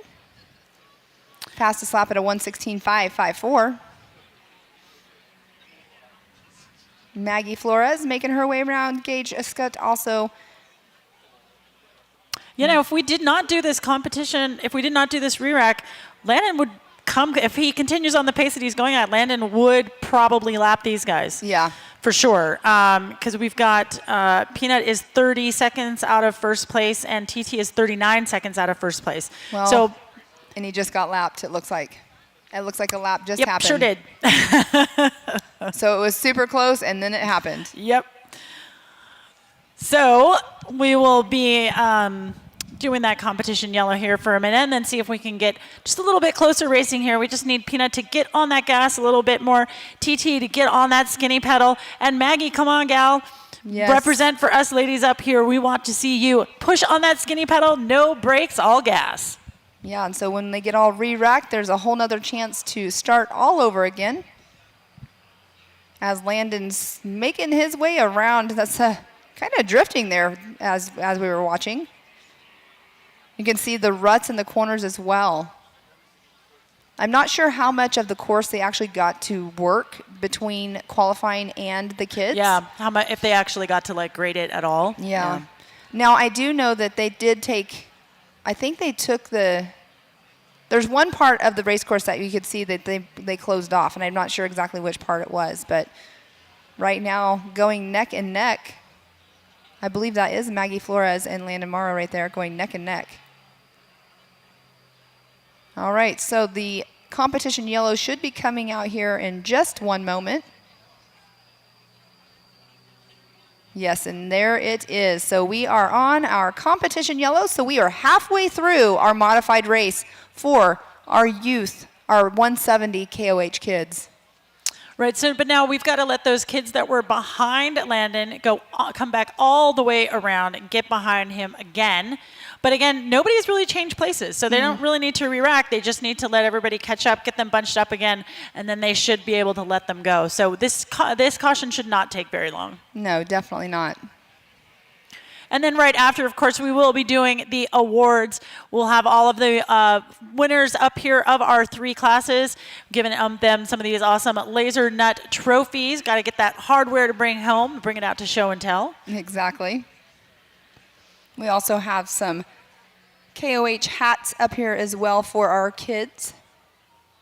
That will be up here. Oh, that's on the good. podium. They get hats too. That's They get awesome. hats, yes. They brought up some hats over here to us earlier on. As we are watching the rest of the pack catch back up over here to our leader, who is sitting patiently behind our Can-Am pace car. So what do you think makes Landon faster than the rest of the field here? Do you think it is just no lift, no lift? Do you think it's his line choices, or do we think it's kind of a combination of both? Because, I mean, he don't know. peeled away from the field Yeah. as soon as that pace car got off the course. I don't He know, was but gone. Mom or dad, whoever's on the radio, probably just said, don't lift. You're probably right. And he was like, okay. I mean, in reality, the way this track is made, I don't foresee you really having to lift in one of these 170s. Mm-hmm. So he's probably not lifting whatsoever. I don't see the Fulcher boys either. They're pretty, pedal to the metal as well. So, and Maggie Flores, like I said, she's always super fast. So running in that number 4 spot. But we'll see here in just a moment if Landon can keep that lead that he very much so had. Let's see how fast he tears away from the pack here when we get rid of our competition yellow, which should be happening here in a moment. Now, as a driver, when you're right here and you're behind this guy and you're like, man, it's just my flow is all interrupted, right? Right. You just want to get this. I mean, they'll pull you around to the back. You got to abide by the rules, and that is what is so amazing. Again, like we were talking earlier, that's what's so awesome about the kids class is it's teaching them the proper racing etiquette, I guess, is how to put that. But the proper rules. I mean, I remember some of my first races I had no one on because I just, my dad said, hey, you want to come do this race? And I was like, sure. I didn't know. Yeah. I had no idea what, any of the flagsmen. I had no idea, like, mile markers and when do I call stuff back. And, I just didn't know. So being able to practice this in a low-stakes environment with kids that are equally as competitive as you, like, it's pretty amazing. Exactly. I agree. I can hear the engines going in the background. Yep, So what they're they'll do- raring to go. Yeah, they'll start pulling these kiddos up here. Normally what we do with the 170 awards, we will bring them up on stage with their cars as well. All right, that's awesome. So that is Jackson Carter. He was our second place finisher in the limited class. That's unofficial. We'll see if anything has actually changed from whence we got our printouts here. But our competition yellow looks like we are racing again. Is that right? Let me see. We should be here shortly. It looks Yep, like. we are racing again. Yes. As the pace car just pulled off, and you can see it is gas, go, go, go. That right there is. Yeah, that is some good racing right there with the Fulcher brothers right behind Landon Morrow. But Oh, and look at that this. pass. I don't know if that was TT. I can't don't tell, know which but one, but that in is the air. one of the Fulcher brothers. Can he actually keep that pace as we go through? Because Landon is not going. Oh, no. What happened? Oh, he sent it too hard. I don't know. Oh, I guess I man. think that might have been TT. He had issues in qualifying. And then now again. Oh, such that- a bummer. Man, he had like 4 seconds of glory right there, didn't he? Yes, he did. I guess we'll find out here in just a moment if that was TT or if that was Peanut.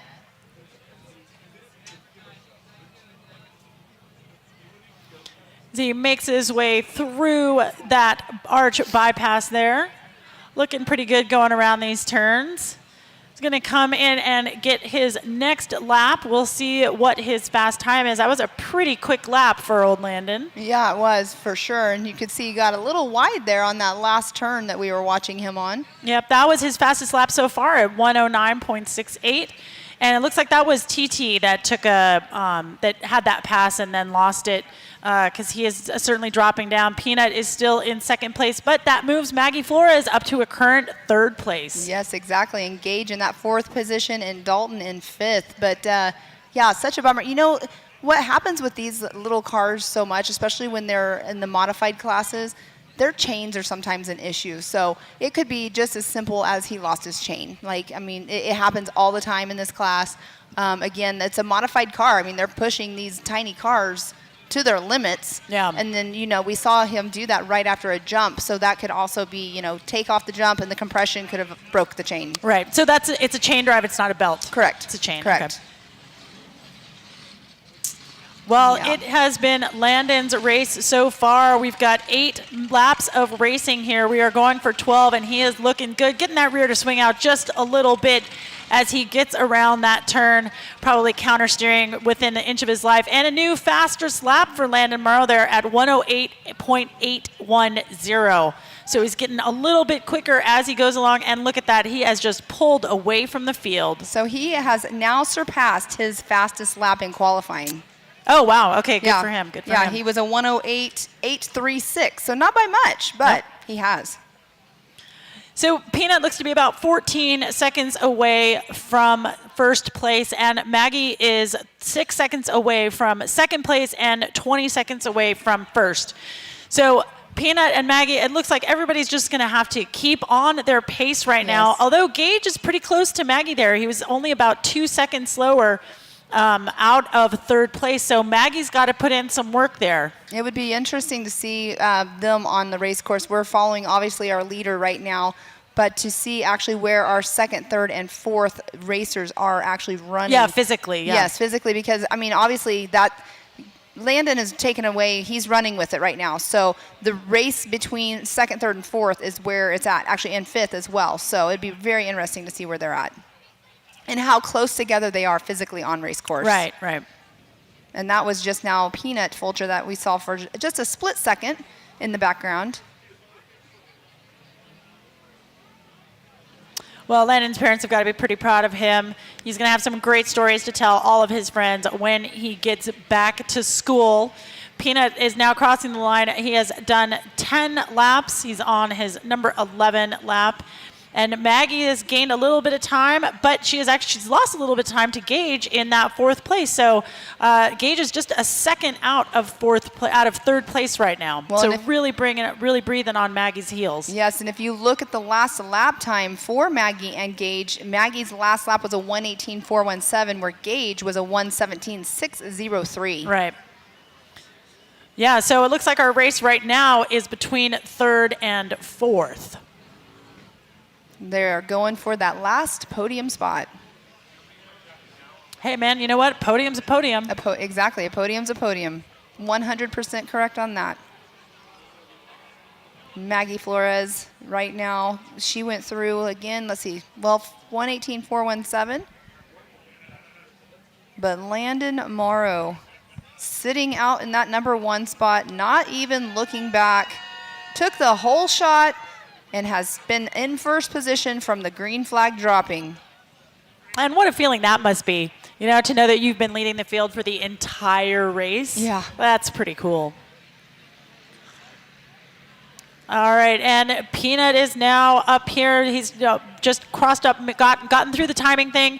Again, he's still about 28 seconds back. Maggie's about 34 seconds back out of second. And again, Gage has gained more time on Maggie. He's now 0.6 seconds out of third place. Now, is he going to have enough time to actually catch her and get that podium finish? I don't know, the white flag is out, so we shall see 1 lap to go. Can she hold on to that spot? All right, come on, Maggie. All right, and that is the number 250, as we just saw Landon Morrow going on through. I believe the checkered flag should be out. And yes, it is. The lap number 12 completed for Landon Morrow. So unofficially, Landon Morrow in that number 1 spot.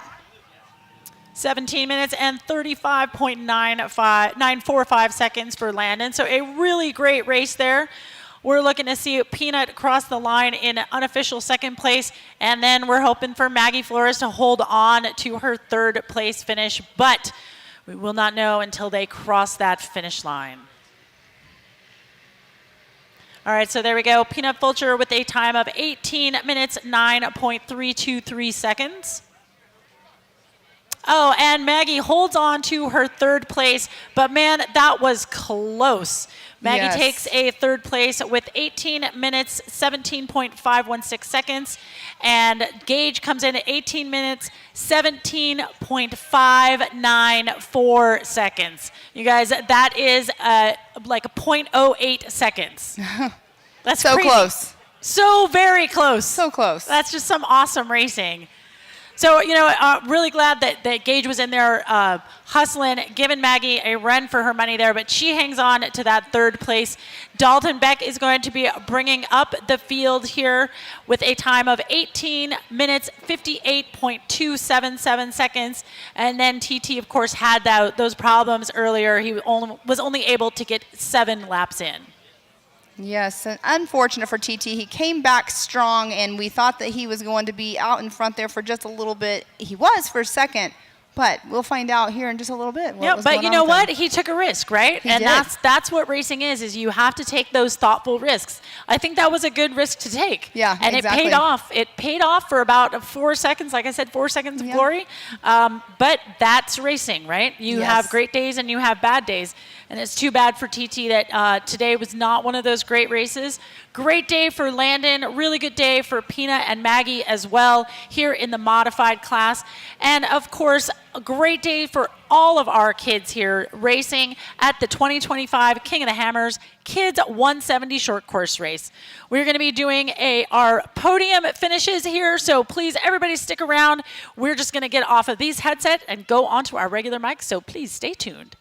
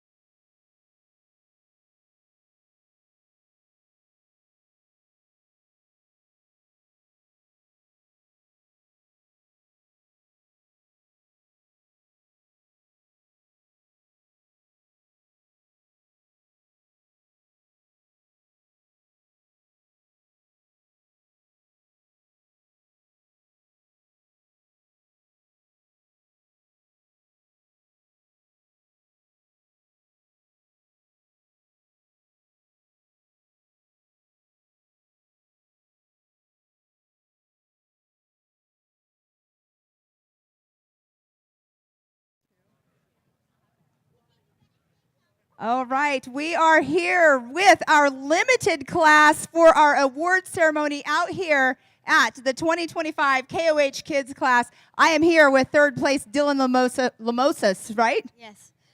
What do you think of that race course out there? It was really fun and just wanted to win and have fun. Well, I have to ask you, what was your favorite part about that race course out there today?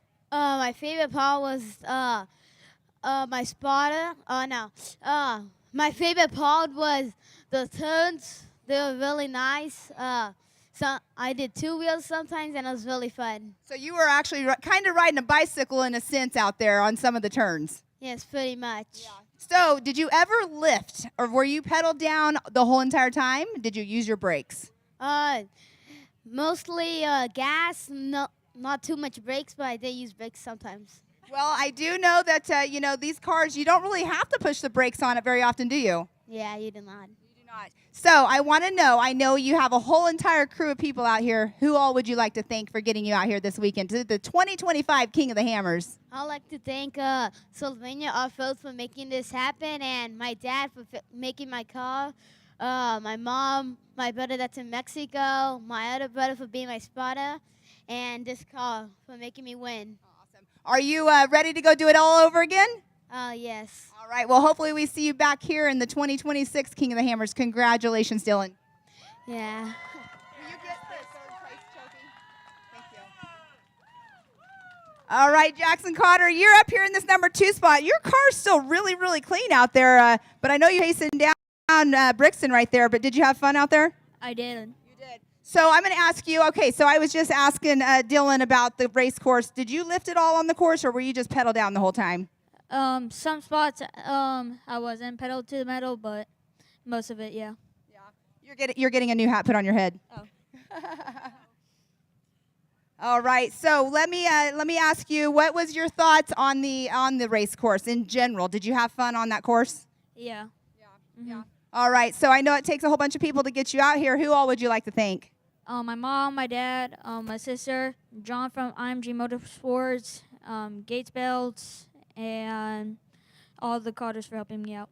Well, congratulations up here in this number 2 spot. Will we see you back out here next year? Probably yes. Awesome. That's what we like to hear. Congratulations out here in this number 2 spot. Now, right here in this number 1 spot, Ston Wirtz, you are up here in that first spot. You never looked back, did you? No. No, you never looked back. I mean, it was obviously pedal down. Did you lift it all? No. So what was your favorite part about the race course out there tonight? I would say the jump. Yeah. The jump, I mean, yeah, you guys were getting some air out there for sure. So let's see here. Let me ask you one more question. Obviously, you race all kinds of stuff, right? So the Mint 400 is another one of your races, the Parker as well. What would you compare this track to some of these other race courses that you've been in? Yeah. Fun and fast, right? Yeah. All right. So you are a man of little words. So who all do you want to thank? My dad, Steve, Pro Eagle, my mom, my sisters, Boxo, Pep Performance,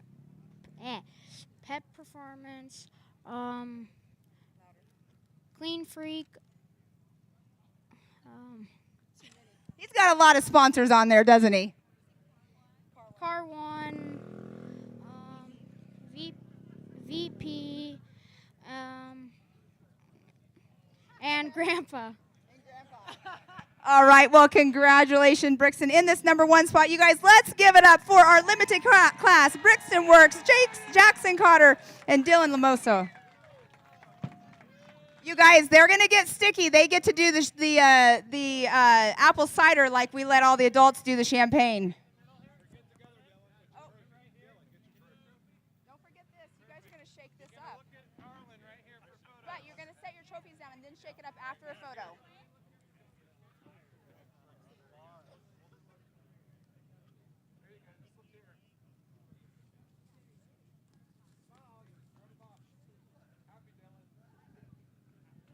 All right, kids, set those trophies down and shake up that sparkling cider and celebrate.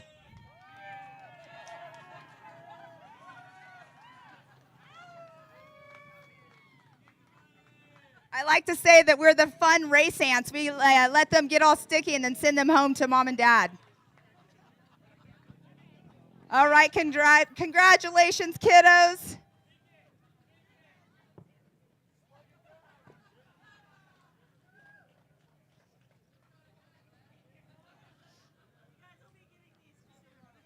Yes, I told the parents that.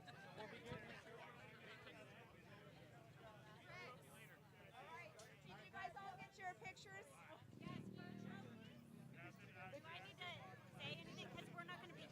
I have the results. Well, what I would like you guys to do is email me. You're gonna mail him a trophy? Yes. Yeah, just put Wyatt's. This is my daughter-in-law. Yeah. Put Wyatt's with that. Okay. If you I don't know mind. Abe has that trophy somewhere, and I've been asking to get it, and I have not been able to get him to You get told it. me you saw it. You didn't see it? I thought it was in that trailer. It wasn't in there. I know it's done. I've seen it done. Hey, how come Do you want to put your email? Pam at Ultra 4 USA. they didn't do trophies for like the NA kids or none of those kids on Saturday? $2,300 entry. They couldn't afford to give the kids a trophy. The race on Saturday, the desert race. You guys called them a subclass or something? They're all subclasses under B3. They all paid $2,300. That's crazy. But don't you find it kind of insane?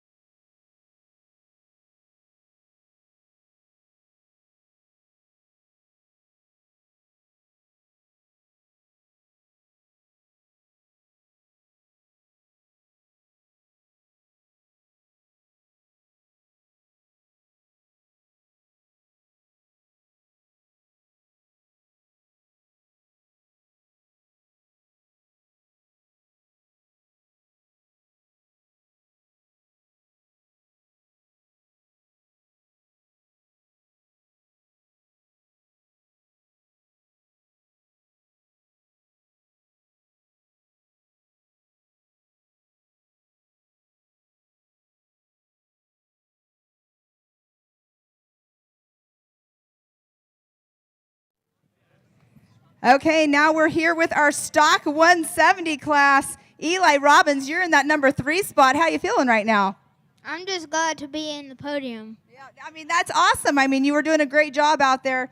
Did you have a blast on that race course? Yes, it was probably my second favorite. My first is Battle in the Badlands. Oh, yeah, that was a really good one. I have to say, that was a longer one, though, wasn't it?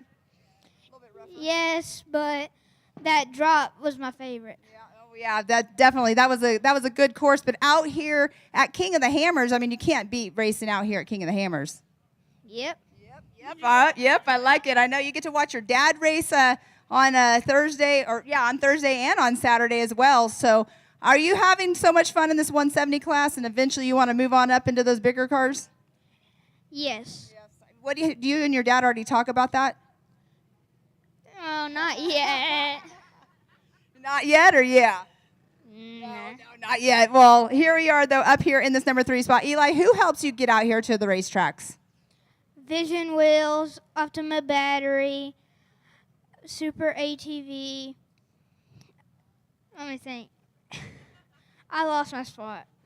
You know what? You have a lot of people that help you out here. You got your dad. You got MRT on your hat as well. You got this amazing trophy right here that you're going to be taking this picture with.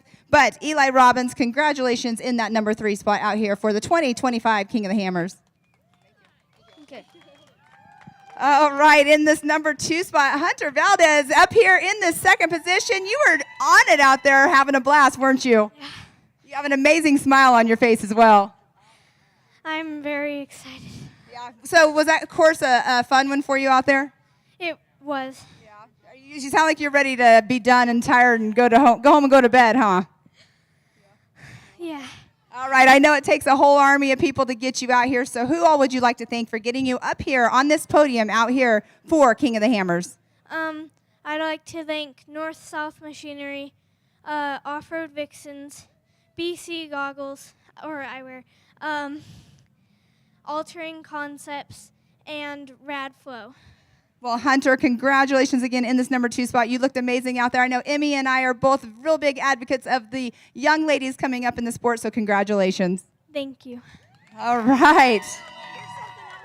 All right. Right here in this number 1 spot, Peter Abb, you got that awesome smile on your face. You are no stranger to racing. You've been racing up at NorCal, out here as well. How you feel right now? Very excited. Very excited. I would be excited too. Where's Dad at? Where's Dad? Oh, yeah, Dad's right front and center there. But here you are on this number 1 spot. What was your trick to get you up here to win this race today? There's certain lines you have to take going around the corners, and I think I found most of them. Yeah. Well, you know what? One question I haven't asked any of you 3 yet. Did you ever have to lift whenever you were racing, or was it pedal down the whole time? Most of the time, but before that, when I didn't find the lines for the corners, no. I was on the brake most of the time around the corner. Well, that's definitely fun to hear that you had a blast out here, seeing you up here in this top spot. Congratulations, Peter, on this number 1 spot. Thank you. All right, let's give it up for our stock class. In that number 1 spot, Peter Abb. In the second position, Hunter Valdez. And in third, Eli Robbins. Okay, go ahead. Yeah, go ahead and get close. It's okay. It's okay. Go ahead and get close over there for a picture.